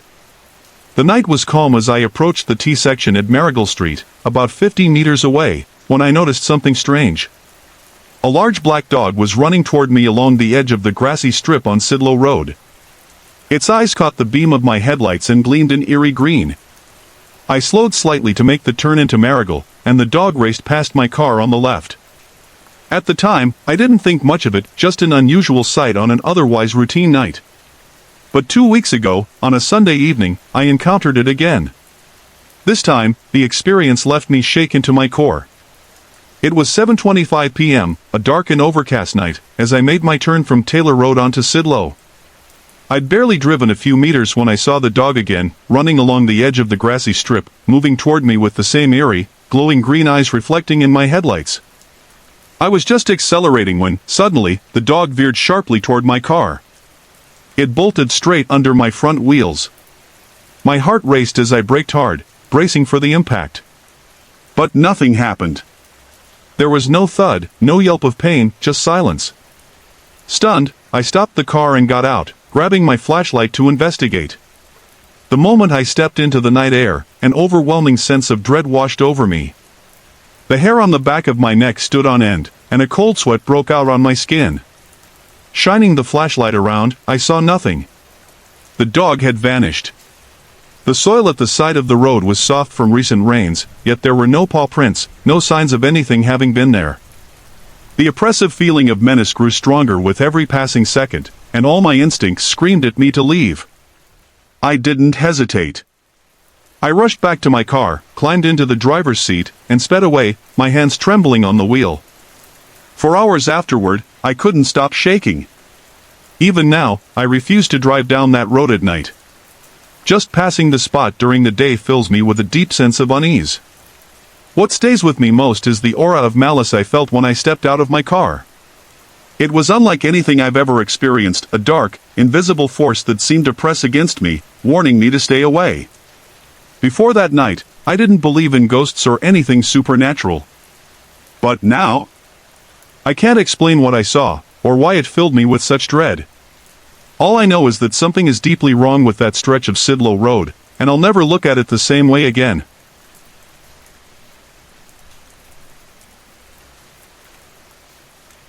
I need you to know that the most intense and terrifying moment of these events happened only a few hours ago. My heart is still pounding, and my mind refuses to calm itself. The ankh necklace, a symbol I once wore for protection, will never touch my neck again. What began as an innocent purchase has turned into a nightmare I wouldn't wish on anyone. Let me tell you how it all started and led to what I hope is the story's end. Be warned, this will be long, but I need to recount it all in detail. It began last June, on my birthday. I decided to treat myself with something unique and goth-inspired, so I visited a popular antique store specializing in 60s memorabilia. After browsing for a while, my eyes landed on an ankh necklace. I'd always been drawn to its symbolism and heard it was meant to focus energy. Little did I know the kind of energy this one carried. That very night, I had the most vivid and horrific nightmare of my life. In my dream, I stood at my window and saw lights in the sky shaped like an ankh, almost like some strange UFO. Suddenly, the entire apartment was torn apart by meteorites crashing through the walls and floor. I remember falling through a gaping hole into a dark basement, where a volatile acid dripped through the wreckage above me. I woke up in a panic, relieved it was only a dream. Or so I thought. The true nightmare had only begun. Over the following days, my life became plagued with strange and unsettling occurrences. Objects moved on their own. Shadowy figures flickered at the edge of my vision. A suffocating sense of unease settled over me, and the air in my apartment felt charged, almost alive. At first, I chalked it up to stress or coincidence, but deep down, I knew something was wrong with the ankh. What makes it worse, what fills me with guilt, is that I knowingly used the ankh's energy for something dark. Believing it had a kind of power, I directed that power out of anger to hurt people who had wronged me. It was a mistake I'll carry with me forever, a sin that I believe may have damned me. That guilt became a constant companion, weighing on me as the strange phenomena around me grew worse. Then came tonight. My sister and I were sitting in her room when an oppressive force suddenly filled the air. It wasn't just a feeling, it was as though the atmosphere itself had become heavy with despair and regret. It was the kind of despair that makes you think of finality, of being at the very gates of hell. Even my cat, who's usually unbothered by anything, bolted from the room in terror. We fled to the living room, but the presence followed, seeping into every corner of the house. For over an hour, we endured its crushing weight. I felt it deep down, I knew the ankh was at the heart of it all. And yet, part of me hesitated. Couldn't the ankh still be offering some form of protection? Wasn't it warding off something worse? But in that moment, the truth hit me like a cold wave. The ankh wasn't protecting me, it was the very source of the malevolence. I tore the necklace from my neck, and the change was instantaneous. The oppressive energy lifted, the crushing despair dissipated, and the room felt like itself again. My sister and I sat there in stunned silence, the lingering echoes of fear still gripping us. Now, as I type this, I can't stop glancing at the drawer where the ankh now sits. It feels like a weight in my home, an artifact of something I don't fully understand. Should I throw it away? Burn it? Or is it something that needs to be handled by someone who knows how to deal with such things? I don't have the answers, but one thing is certain, that necklace will never touch my neck again. There's one last thing I must share. The entity we felt tonight, it wasn't entirely unfamiliar. My sister and I have been haunted by something dark and vengeful for as long as I can remember. For years, I thought I'd escaped it, believed this place was safe from its reach. But by bringing the ankh into my life, I fear I opened a door and invited it back in. Maybe this is my punishment. Maybe I deserve every moment of fear and regret for what I've done. But what haunts me most isn't what I've endured, it's what I subjected my sister to. I can only hope that, somehow, she can forgive me, and that whatever higher power exists might show mercy on my soul. Hey everyone! I put a lot of effort and heart into creating these videos just for you. If you're enjoying the content, I'd love to hear from you. Drop a quick comment below and let me know where you're watching from and what time it is for you right now.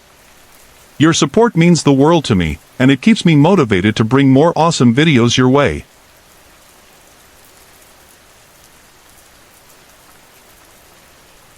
I've always considered myself a skeptic when it comes to the paranormal. My mind operates on logic and reason. I need proof for anything unusual. Ghosts, ghouls, and all those supernatural tales seemed as real to me as cartoon characters. That is, until 3 months ago. Everything I believed was turned upside down one night near the end of August. I work at a small theater that specializes in independent and foreign films. The place has been around since the early 1970s, and it still wears its age proudly, with shaggy vintage carpets and bright orange walls that were once considered trendy. The theater is small, just 3 screens, a bathroom, and an upstairs office. Most nights, it's quiet, routine work. Shortly after I started working there, I heard a rumor among the staff. Back in 1976, an employee reportedly took his own life in the locked staircase leading to Theater 3. The staircase doesn't see much use anymore, so no one really goes near it. It was just another workplace legend to me, one I dismissed without a second thought. That night, I was running everything: box office, concessions, and usher duties. The only other person in the building was my manager, Shelley. After the last film ended, Shelley radioed me, sounding uneasy. A patron had mentioned hearing strange noises coming from behind the door to the staircase. She asked if I could check it out. "It's probably just rats," she said, though she admitted she didn't want to go herself. I grabbed the key and headed to the staircase. I wasn't afraid. If anything, I thought the whole thing was a little silly. When I reached the door, I unlocked it without hesitation and swung it open. That's when everything changed. The moment the door opened, a sharp, icy chill swept through me. It felt like standing in front of an open window in the dead of winter. Startled, I slammed the door shut and took a few deep breaths. My pride wouldn't let me admit I was spooked, so I opened the door again, this time more slowly. The cold was back, but now it felt heavier, almost suffocating. My body froze. I couldn't move, couldn't scream, couldn't even turn on the light. And then, it happened. The lights flickered on by themselves, and the door slammed shut behind me. Panic gripped me as I fell to my knees, shutting my eyes tightly. But before they closed completely, I caught a glimpse of something at the top of the stairs. I can't fully explain what I saw. He was there, pale, hollow, and almost transparent, yet somehow more real than anyone I'd ever seen. His presence was overwhelming. Despite his ghastly appearance, I felt an immense sadness emanating from him, as if he was trapped in eternal loneliness. For a moment, fear gave way to curiosity. I mustered the courage to speak. "Are you okay?" I asked, my voice barely above a whisper. He didn't respond. He only looked down at the ground, shaking his head slowly. That's when I noticed the side of his head, half of his skull, was missing. It wasn't bloody, just incomplete. I flinched back in horror, and I think he noticed. His sadness shifted into anger. Suddenly, he moved toward me, faster than I thought possible. He stopped inches from my face. I could feel his cold breath against my skin, and his hand reached up as if he wanted to touch me, to make some kind of connection. But before he could, he vanished. The room fell silent. I sat there, trembling, until Shelley's voice crackled through the walkie-talkie. She'd been calling for me, wondering why I was taking so long. Somehow, I hadn't heard her before. Still shaken, I retrieved my keys, unlocked the door, and stumbled back into the hallway. I still work at that theater, and I still check the staircase when I need to. I haven't seen him again, but sometimes I feel his presence lingering, watching. I like to think that night brought him peace, that he finally found some closure for whatever torment he carried. As for me, I've found my own kind of peace. I no longer dismiss what I can't explain.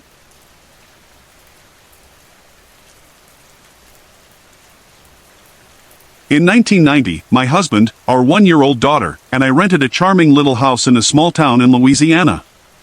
It had the kind of appeal that made you feel welcome right away, with spacious front and backyards and an open design that allowed you to see from the living room into the dining room and down the hallway.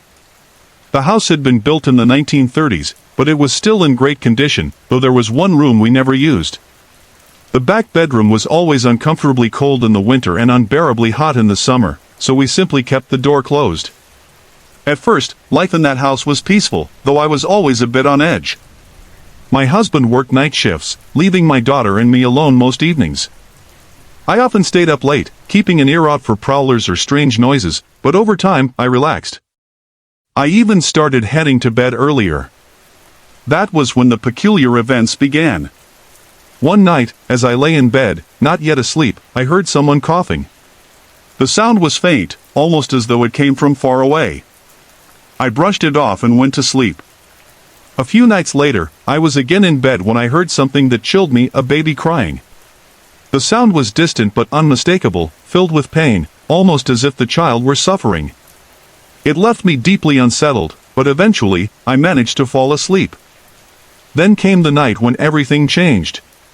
It was late, and a storm was raging outside, rain pounding against the house in relentless sheets. The electricity flickered on and off, so I went searching for candles and a flashlight, just in case. As I passed the dining room, I felt an inexplicable urge to look out the windows that faced the backyard. Normally, the yard was pitch dark at night, but this time, I could see clearly, and what I saw froze me in place. There, pressed against the glass of the back bedroom window, was the face of a small girl. Her pale skin and dark circles under her eyes gave her an eerie appearance, and her expression, imploring, almost begging, sent shivers down my spine. One of her hands rested against the glass as though she was trying to reach out. That bedroom door had always been shut, and my baby daughter was fast asleep in her crib. There was no way anyone could have been in there. Yet the next morning, when I worked up the courage to check, I found something that defied explanation, a tiny handprint on the window. It hadn't been there before. At this point, I couldn't keep the incidents to myself any longer. I told my husband everything, even though I worried he'd think I was losing my mind. But after that, the activity only seemed to escalate. One evening, as I sat in my usual spot in the living room rocker, I heard the blinds in the dining room rustle. I turned to look and saw the cord that raises and lowers them swinging back and forth as if someone had just tugged on it. A few minutes later, I heard leaves crunching outside, first by the front door, then suddenly near the dining room windows. But there was no wind that night, no reason for the sound. The house, I learned, had a dark history. Years earlier, a family with 2 children, a little boy around 1 year old and a girl of about 5, had lived there. The parents were reportedly abusive, often locking their children in the back bedroom for hours. One day, the family disappeared, leaving behind unanswered questions and a sense of unease that lingered in the house. I was at my wits' end, not knowing what to do or how to stop the strange occurrences. That's when I received a call from a woman who claimed to be a witch. She told me she knew what was happening and offered a solution. It sounded bizarre. She instructed me to flatten lead fishing weights with a hammer, cut them into the shape of crosses, and place them above the doors. She also told me to recite the Lord's Prayer while walking through each room of the house 3 times. No matter what I heard or felt, she warned me, I must not stop. Determined to put an end to the disturbances, I followed her instructions, even though it felt ridiculous at first. I hammered the fishing weights on my front porch, enduring strange looks from neighbors, and carved the crosses with a pocket knife. My husband knelt to pray as I walked through the house, reciting the prayer over and over. As I moved from room to room, I heard faint groans, low, guttural sounds that seemed to come from nowhere and everywhere at once. My husband didn't hear them, and I never mentioned it to him. By the time I finished, I was utterly drained, though the ritual hadn't taken long. But it worked. After that night, the house fell silent. The crying, the groaning, the strange sights, all of it stopped. For the first time since we'd moved in, I felt at peace. I even started sleeping soundly, no longer jolted awake by unexplained noises in the night. To this day, I don't know if the house was haunted by the children's spirits or if something else was at work. But I do know one thing, those experiences left a lasting mark on me. The memory of that little handprint on the window still gives me chills.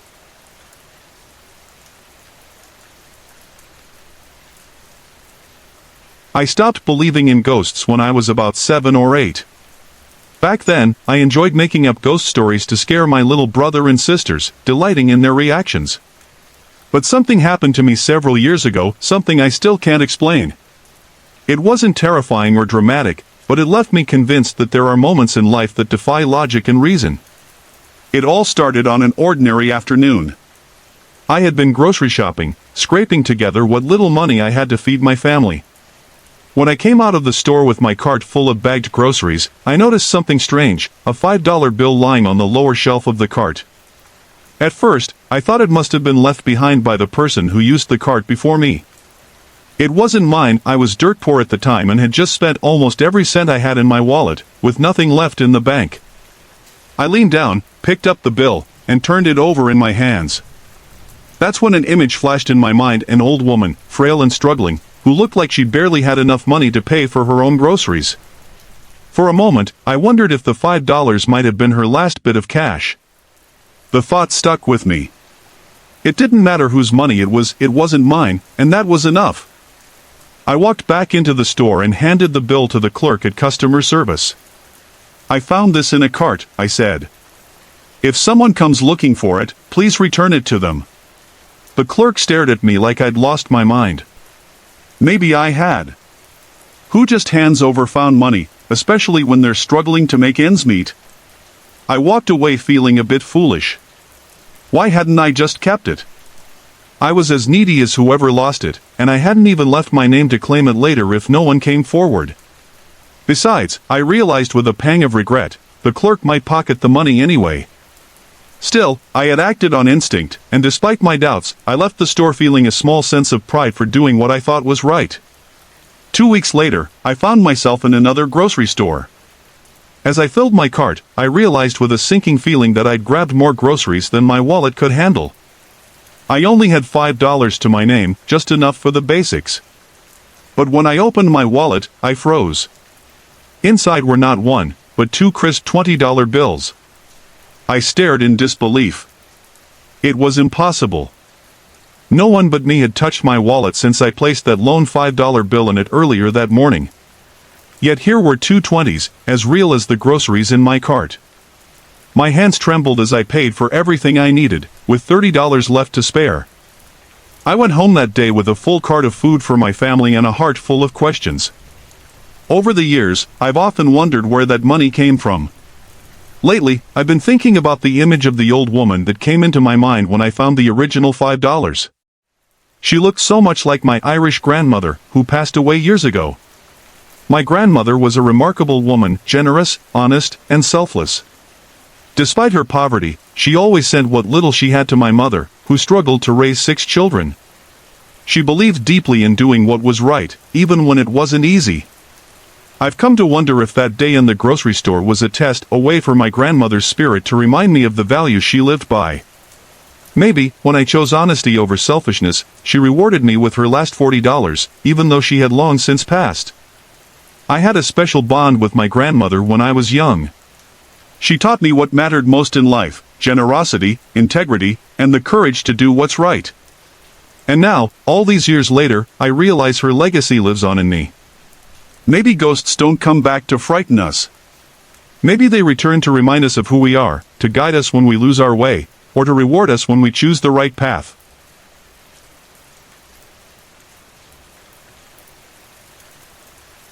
It's hard to believe that more than 50 years have passed since that unforgettable night in Grosse Pointe, Michigan. I was just a young college student then, fresh out of the Army, studying psychology under the GI Bill in Detroit. My life revolved around books, experiments, and my budding talent in hypnotism, a skill I'd mastered so well, I was considered one of the best in the field. To make ends meet, I worked part-time at a magic shop and performed shows. It wasn't just income, it was fun, a chance to meet fascinating personalities, and an opportunity to hone my craft. One of my closest friends at the time was a well-known magician. For the sake of privacy, I won't mention his name, but together, we shared a passion for unraveling the mysteries of the so-called black arts. Our shared knowledge of magic tricks, illusions, and the methods used by mediums and psychics led us to an entertaining side hobby: debunking fake seances. We'd attend a medium's performance, observe their gimmicks, and then expose their tricks to the unsuspecting audience. It wasn't for money, just the satisfaction of setting things right. One day, after a show at the old Schubert Theater in Detroit, an elegant elderly woman approached me with a proposal. She wanted us to perform a spiritual show for her friends at her home in the upscale suburb of Grosse Pointe Farms. The fee? A whopping $100. For a broke college student in the 1940s, it was a small fortune. I agreed, and my friend was eager to join. We planned meticulously, gathering as much magical paraphernalia as we could from the shop. The idea was to create a dramatic, eerie seance complete with effects designed to thrill. The hostess even provided background details about her guests, an invaluable tool for any convincing medium. The night finally arrived. My partner and I arrived separately. While I took my place at the table with the guests, he waited down the block in his car, ready to sneak into the kitchen and set up our hidden equipment, microphones, recorders, and a projector. Our piece de resistance was a cloud of magic smoke designed to hover over the table, serving as a screen for ghostly projections. Introduced as Sregna the Gifted, my last name spelled backward, I began the performance. The room was dim, lit only by flickering candles. The table was set, the atmosphere perfect for the evening's theatrics. As we joined hands, I felt the slight tremble of one of the guests' hands. Perfect. I summoned my most confident tone and called upon the spirits to make themselves known. A few eerie sounds echoed through the room, followed by a voice, a recording claiming to be the departed husband of one of the guests. As planned, the mist formed over the table, and an image of the man appeared, projected from the hidden equipment. Gasps and murmurs filled the room. The woman began asking her husband questions, and his spirit responded convincingly. The show continued, with each guest receiving their own personal message from the beyond. It was an eerie success, with oohs, ahs, and even a few tears. When the seance concluded, the guests left with their memories, and I with a hefty paycheck in hand. But when I went to the kitchen to help my partner pack up the equipment, I found nothing. The microphones, projectors, everything we'd planned so carefully, were gone. Even more baffling, my partner wasn't there. A loud knock startled me, and when I opened the kitchen door, there he was, standing outside. I couldn't get in, he said, looking confused. The door was locked. I stared at him, stunned. But, you were supposed to be inside, running the equipment. He shook his head. I never made it in. Did I miss the whole thing? My mind raced. If my partner had been locked outside the entire time, then who or what had set up the effects? Who created the voices, the projections, the sounds? I couldn't explain it then, and I can't explain it now. All I know is this, that night changed everything. It blurred the line between illusion and reality in a way that I will never forget. I've never toyed with the supernatural since. Sorry to interrupt. If you're enjoying the story, let me know in the comments and tell me where you're watching from. Don't forget to like and subscribe for more.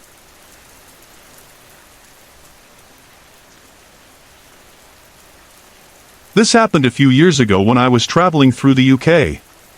I'm sure there's a perfectly rational explanation for it, but to this day, I still wonder. I can promise you this much, it's true. And it's become my favorite story to share around a campfire. My husband and I were camping with a group of English friends in Wiltshire, celebrating Halloween in a beautiful field surrounded by towering old trees. The atmosphere was lively but light-hearted, carved pumpkins, spooky masks, and lots of laughter. Nothing too eerie. The field itself was a camper's dream, complete with a cold water tap and rolling green countryside stretching in every direction. With so many of us there, we set up a makeshift amenity area, a trench with a seat and shelter, some distance from the campsite.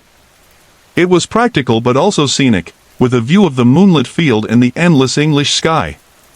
Of course, making the trek at night meant navigating uneven ground with a torch or lantern and peering ahead to ensure the space wasn't already occupied. On one particularly clear, cold night, I grabbed my small torch and headed across the field alone. The stars above were stunning, scattered across the dark sky. As I neared the shelter, I noticed it was already occupied, so I turned off my torch to save the battery and waited nearby. Standing there in the quiet, I noticed a thin column of smoke drifting lazily across the paddock. It caught my eye because it wasn't dissipating the way smoke usually does. It hovered, roughly human height, maintaining its shape in the still air. I smiled at the sight. It seemed oddly graceful against the night's backdrop. Then I started to notice other details. The smoke wasn't coming from the campfire, and there wasn't much of a breeze to carry it this far. What really struck me, though, was the faint sound of clanking, faint but distinct, as though something metallic was moving in rhythm with the column of smoke. The realization sent a chill through me. Childhood fears buried deep suddenly surged to the surface. My body froze as I watched the column drift past and disappear behind the amenity shelter. I held my breath, every nerve on edge. At that moment, the door of the shelter creaked open, and its occupant emerged, holding a lantern. The sudden burst of light startled me so much that I nearly jumped out of my skin. But the rational side of me took over as I made my way inside. I scolded myself for being ridiculous and turned my torch on, determined not to let my imagination run wild again. After all, it was laughable. A glowing figure accompanied by clanking chains? It was straight out of a children's ghost story. I decided I'd probably seen smoke from the campfire and misheard someone moving equipment back at the main site. The rest? My overactive imagination. I kept the experience to myself, too embarrassed to share how spooked I'd been. But what happened later made me question everything. As we sat around the campfire that night, I asked one of the regular campers how they had found such a wonderful field for their Halloween tradition. He smiled and began to explain. The field belongs to an old fellow who used to let us camp here every year. He was a lovely guy, always kind and welcoming. Another camper laughed and chimed in. He used to wander around the field with his bottle of booze and his pet billy goat. You'd always know he was nearby because of the goat spell. It clanked wherever they went. There was a pause, and then someone added, he passed away recently. We all miss him. Sometimes I like to think he's still here, keeping an eye on us like he used to. I sat there, silent, as their words settled over me. The clanking. The column of smoke. My mind raced back to the drifting figure I'd seen in the field, the sound that followed it. I didn't know what to think. Rational explanation or not, I like to imagine that the old man and his goat still wander the field, ensuring everything is as it should be. And maybe, just maybe, that night he was simply checking in like he always did.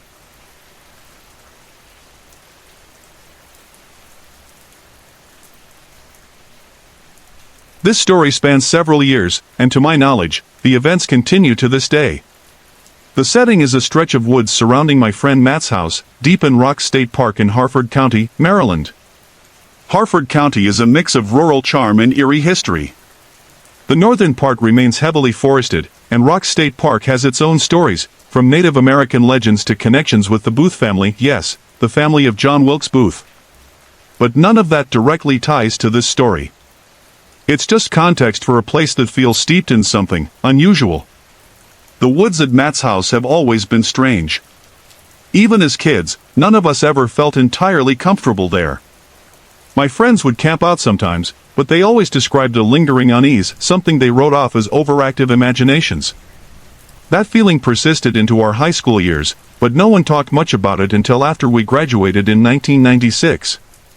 After graduation, we had one last party at the old campsite in Matt's woods. Let me try to paint a picture of the place. To get there, you'd walk across Matt's backyard, about 150 yards of open grass, and then into the woods for another 25 yards or so. The campsite itself was nestled in a bamboo patch, an odd feature for Maryland. A small stream ran through it, and at night, the place was completely dark, save for the light of a fire. That night, we built a fire, celebrated, and left around 2 or 3 a.m. Nothing unusual happened, at least, not then. It wasn't until a couple of weeks later, during our senior trip, that the puzzle pieces began to fit together. We call that Night Fright Night. It started innocently enough, with stories about ghosts and strange experiences. Then someone mentioned Matt's woods, and it was as if a dam broke. Suddenly, we were all sharing memories, moments of unease, glimpses of something just out of sight, feelings we couldn't quite explain. The startling part? Our stories matched. We'd all experienced the same presence in the woods, but we'd never talked about it before. Some of my friends claimed to have seen figures moving through the trees or shapes in the firelight. Others, like me, felt the presence without seeing anything. But we all agreed on one thing: whatever was in those woods wasn't friendly. For me, the feeling was intensely physical. Several times during that night in the woods, I was sure my friend Rob was standing right next to me. You know how you can just sense someone's presence? I'd turned to speak to him, only to find he was across the fire. Later, as we left, I felt another friend, Alec, right behind me, so close I could feel his breath. When I turned, he was 30 feet away. It was unsettling, to say the least. And throughout the evening, I couldn't shake the sense that we weren't wanted there. From everything we've pieced together, here's what we know, or think we know, about them. There are 3 of them. 2 are short and muscular, like Alec, while the third is tall and thin, like Rob. They wear simple white gowns that seem timeless, almost priest-like, and their eyes glow white. They don't move independently, they seem to work together. And one thing is clear: they don't like us. The strange occurrences seem localized to that one part of the woods. Nothing ever happened in Matt's house, his yard, or even other parts of the forest. But in those woods, the presence was undeniable. Then there's the story of the runners. Several of my friends claim to have seen a white figure darting between the forest and Matt's cousin's house, which sits on the property about 200 yards away. Sometimes the figure would emerge from the woods and sprint toward the house, vanishing behind it. Other times, it would run from the house into the forest, disappearing among the trees. Even now, I feel their presence when I visit. Standing in Matt's backyard at night, I can almost sense them watching. Sometimes, it's subtle, a vague awareness. Other times, it's overwhelming, like they're reaching out, trying to pull me back into the woods. On those nights, I don't feel safe until I'm in my car, speeding down the road. In recent years, the activity seems to have died down. But that could simply be because we're rarely there anymore.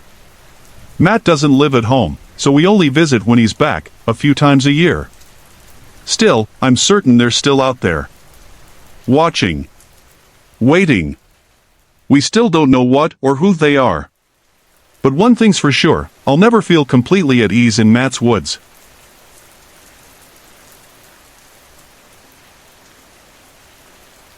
This story takes me back to when I was 19 years old, vacationing in Picadangui, Chile, a picturesque beach town north of Santiago. My friend invited me to stay at her family's beautiful house overlooking the fisherman's wharf. It was an old house, perched high on a hill about 100 yards above the road, with a lush garden at street level. The house itself had a wide balcony that wrapped around it, offering stunning views of the coast. My room was tucked between the living room and my friend's bedroom. It was cozy, with a bed facing a window parallel to the balcony. On one side of the room stood a vanity table with a 3-paneled mirror, the kind with foldable wings. It felt quaint, almost timeless, but as I would learn, it also felt far from peaceful. On our second night there, around midnight, I was lying in bed, trying to sleep. But an uneasiness crept over me, a sense that something wasn't right. I was lying on my left side, facing the window, when I noticed the curtains moving slightly. It was odd since the windows were closed. There was no breeze. My unease deepened, and I turned to scan the room. The dim light from the street lamps outside cast a faint glow, making it possible to see the furniture clearly. That's when I saw it. Reflected in the left wing of the mirror was a shadow, large and distinct. My breath caught as I watched the shadow move, gliding from one panel of the mirror to the next, growing taller as it approached the center pane closest to my bed. It stretched upward, almost reaching the ceiling. I froze, unable to move or scream, as the shadow seemed to loom over me, its presence heavy and oppressive. Finally, I snapped out of it, twisting back onto my side and burying my face in the sheets. But I could feel it, its energy pressing down on me, like a weight. Desperation took over, and I screamed my friend's name, thrashing to shake off the oppressive force. In an instant, it vanished. My friend rushed in, alarmed. I recounted what had happened, and together, we inspected the room. The windows were firmly shut, and no cars had passed that could have caused a reflection.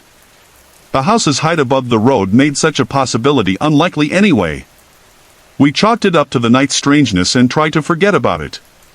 A week later, I invited another friend to stay with me in the same room. That night, as I lay in bed, I began to feel an unbearable itching sensation all over my body. I tried to convince myself it was just from too much sun at the beach earlier that day, but the itching became impossible to ignore. Sorry to interrupt. If you're enjoying the story, let me know in the comments and tell me where you're watching from. Don't forget to like and subscribe for more. When I finally turned on the light, I froze in horror. The bed was crawling with ants, thousands of them, forming the outline of a body right where I had been lying. My friend and I stared in disbelief. The ants weren't anywhere else in the room. They hadn't marched in from the floor or walls. It was as though they had appeared out of nowhere, as if deliberately placed. We swapped. The following weekend, my dad and boyfriend joined us for a visit, staying in a room at the far end of the house. Months later, my dad admitted that neither he nor my boyfriend had slept well during their stay. They had been disturbed by noises, scratching and scurrying sounds coming from the roof and inside the closet. They checked the room thoroughly but found nothing that could explain it. Wanting to spare us any fright, they kept the experience to themselves until much later. Over the years, more strange occurrences unfolded in that house, some witnessed by me, others by my friends' relatives. We never uncovered its history or learned who had lived there before. The house was old, perhaps 60 years at the time, and had come into my friend's family as part of a business deal, along with its antique furniture. No one knew its past. When I moved to the United States in 1995, I lost track of the stories surrounding that house. But the memories remain vivid. The shadow, the ants, the noises, all of it convinced me that the house carried something dark and malevolent. I can't explain it, but I know it wasn't imagination. If I were to return to Pikadangwe and step back into that house, I have no doubt that presence would still be waiting, silent, oppressive, and ready to welcome me home in its own chilling way.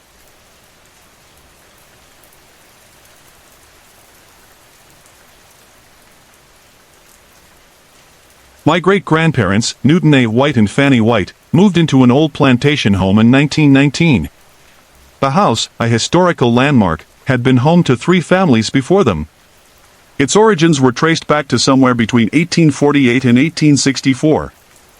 During the Civil War, Sherman's troops camped across the road from the house when it was owned by the Barber family. Judge W.C. Barber, the head of the household, moved his family to the cellar as cannon fire erupted around them. A cannonball even tore through the front of the house, leaving a hole large enough for a man to crawl through. During this harrowing time, a baby was born in the cellar, and remarkably, the house was spared from being burned.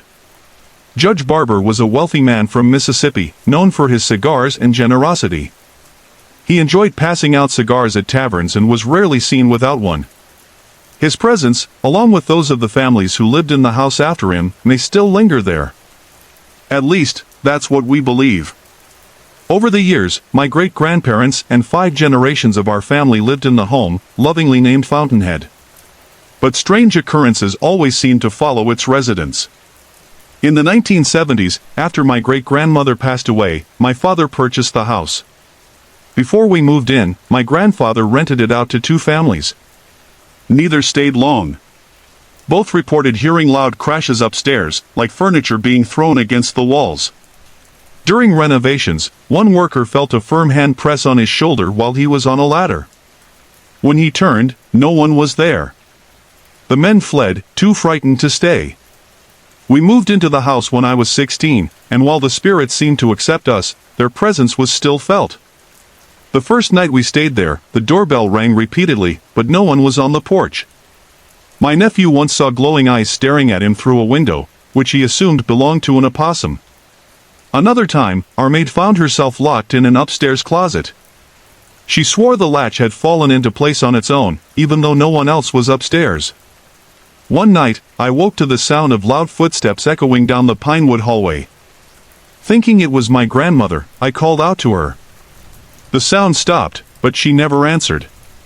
The next morning, she confirmed she hadn't been up during the night. I couldn't shake the question, who had I heard walking? Small, unexplained events became a regular part of life. Doors often unlocked themselves, and faint creaks or noises could be heard throughout the house. We sometimes wondered if it was my great-grandmother, Ma White, still coming and going as she used to. She loved sitting on the porch swing, watching the fields where crops once grew. In the 1980s, my parents sold the house. A year later, it burned to the ground in an act of arson. Witnesses claimed to hear screams and cries as the flames consumed the structure, and one person swore they saw a figure watching from an upstairs window. When I visited the site the next morning, I felt an overwhelming sense of grief, as if the house itself was mourning. The charred remains seemed to carry the weight of its history, and I couldn't hold back tears. Even though the house was gone, its spirit wasn't. My sister later built a home on the same land, and strange occurrences began anew. One winter night, my nephew called for her on the porch, startled by the sudden scent of fresh flowers. This smell returned every year around Christmas, always in my sister's bedroom or bathroom. Another time, her son and husband smelled cherry pipe tobacco in the old smokehouse. It was reminiscent of Judge Barber and his love for cigars. One night, her husband woke to the sound of a child calling, "Here, kitty, kitty." Thinking it was one of their sons, he checked upstairs but found them sound asleep. The voice didn't belong to anyone living. The spirits weren't always unsettling. Once, my sister smelled flowers while driving home.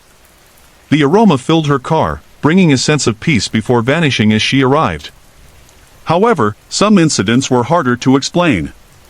One night, as the family sat at the dinner table, a gust of freezing air swept through the house. Both doors were shut, but the cold presence moved past them and disappeared. Even toys weren't immune to the strange energy. One night, a battery-operated truck raced across the floor in the upstairs playroom. When checked, its switch was off. My sister's stepson never slept in that room again. The house's spirits seemed tied to the land, appearing at specific times or under certain conditions. While we never captured photos or definitive proof, their presence was undeniable. Whether it was the scent of rosewood flowers, the sound of footsteps, or the faint voice of a child, something from the past lingered. Perhaps it was Judge Barber, a grieving parent, or one of the many who lived and loved in Fountainhead. To this day, my sister and her family wait for the spirits to return. While the occurrences have slowed, the memories remain vivid. We may never know exactly who or what shared that space with us. But one thing is certain, the past has a way of staying close, especially in a place like Fountainhead. Sorry to interrupt. If you're enjoying the story, let me know in the comments and tell me where you're watching from. Don't forget to like and subscribe for more.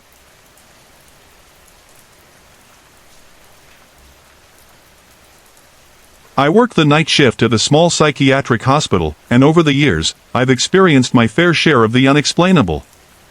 I'm not the only one. The hospital itself seems to hum with an energy that goes beyond the clinical world we know. This story isn't just about me, it's about a patient, a team, and what I believe was help from the other side. That night, there were 3 of us on duty, a nurse and 2 psychiatric technicians, including myself. One of our patients was detoxing from alcohol, and his condition was rapidly deteriorating.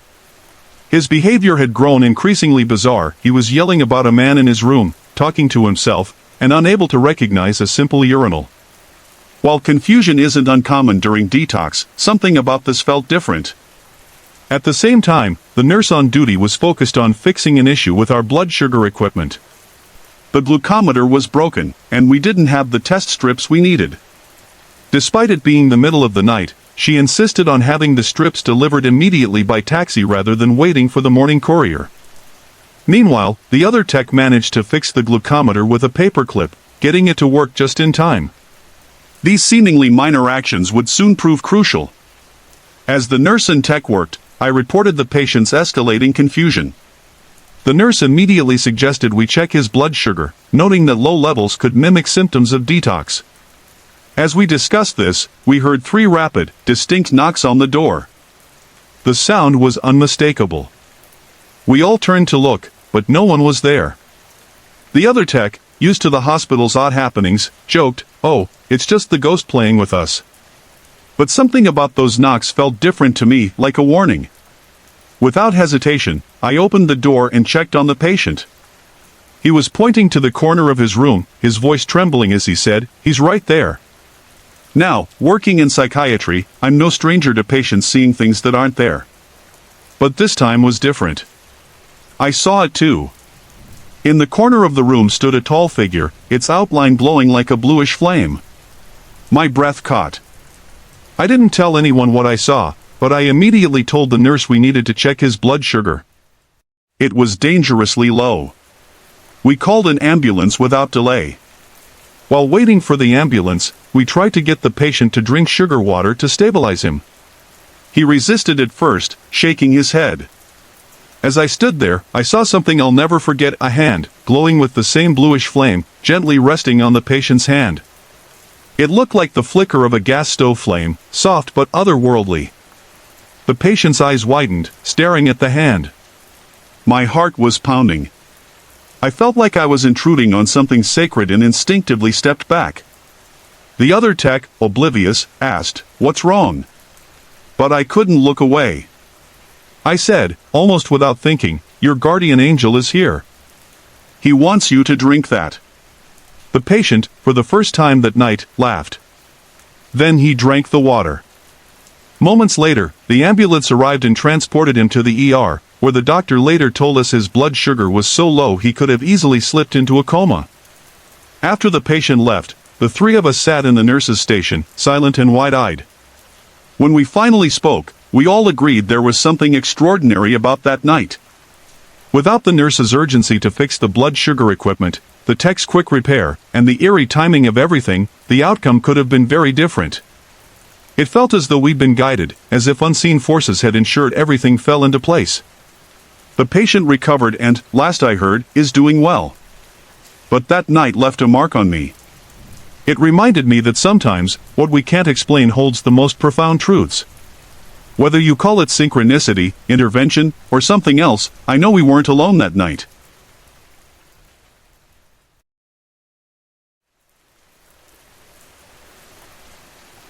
Both of my parents grew up in rural Puerto Rico during the 1930s, in a small town called Yabucoa.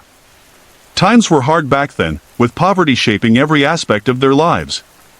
They were the oldest children of large families, 10 siblings each, and a pair of shoes was a rare luxury, while indoor plumbing was almost unheard of. Life was simple, yet steeped in stories of the supernatural, which became an everyday part of existence in their tightly knit Catholic community. The house in question, La Casa de la Teja, was built in 1954 by my grandparents, lovingly referred to as abuelo and abuela. After years of saving, they finally constructed this home with the help of their older children, who worked in the sugarcane fields. Perched on a hill overlooking the horseshoe-shaped valley of Yabucoa, the house boasted a stunning view of sugarcane fields rolling toward the deep blue of the Atlantic Ocean. Over the decades, many family members lived, and some died, in that house. Today, the youngest daughter, Myrta, lives there with her 2 sons. But the house is not just a home, it's a vessel of memories, a place where the family's past still seems very present. Some of the most vivid tales come from my Uncle Luis, a storyteller by nature. While Myrta prefers to avoid discussing her experiences, Luis embraces every chance to share the chilling accounts of what he believes are family spirits lingering in the house. Sorry to interrupt. If you're enjoying the story, let me know in the comments and tell me where you're watching from. Don't forget to like and subscribe for more. Luis is convinced that the house is inhabited by the spirits of family members. My great-grandmother died there in 1971, followed by abuela in 1972, and abuelo in 1988. 4 siblings also passed away, 2 as children and 2 as adults. According to Luis, they are all still there, moving through the rooms, watching over the living. Luis has experienced some of the most unsettling phenomena. He claims that the bed he sleeps in at the house often shakes violently at night, and on more than one occasion, something is pulled at his feet while he lay there.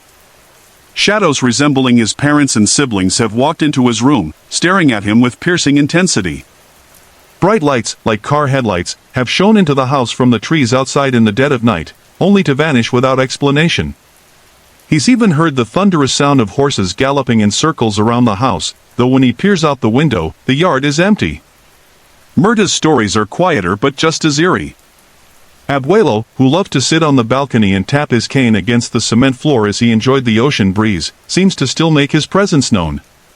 Myrta claims she often hears the familiar thump, thump, thump of his cane echoing from the balcony. She won't confirm whether she's experienced the shaking beds or shadowy figures, but if asked about them, her nervous smile and pale face speak volumes. I personally have no supernatural stories from the house, but I vividly remember my abuela's death in 1972.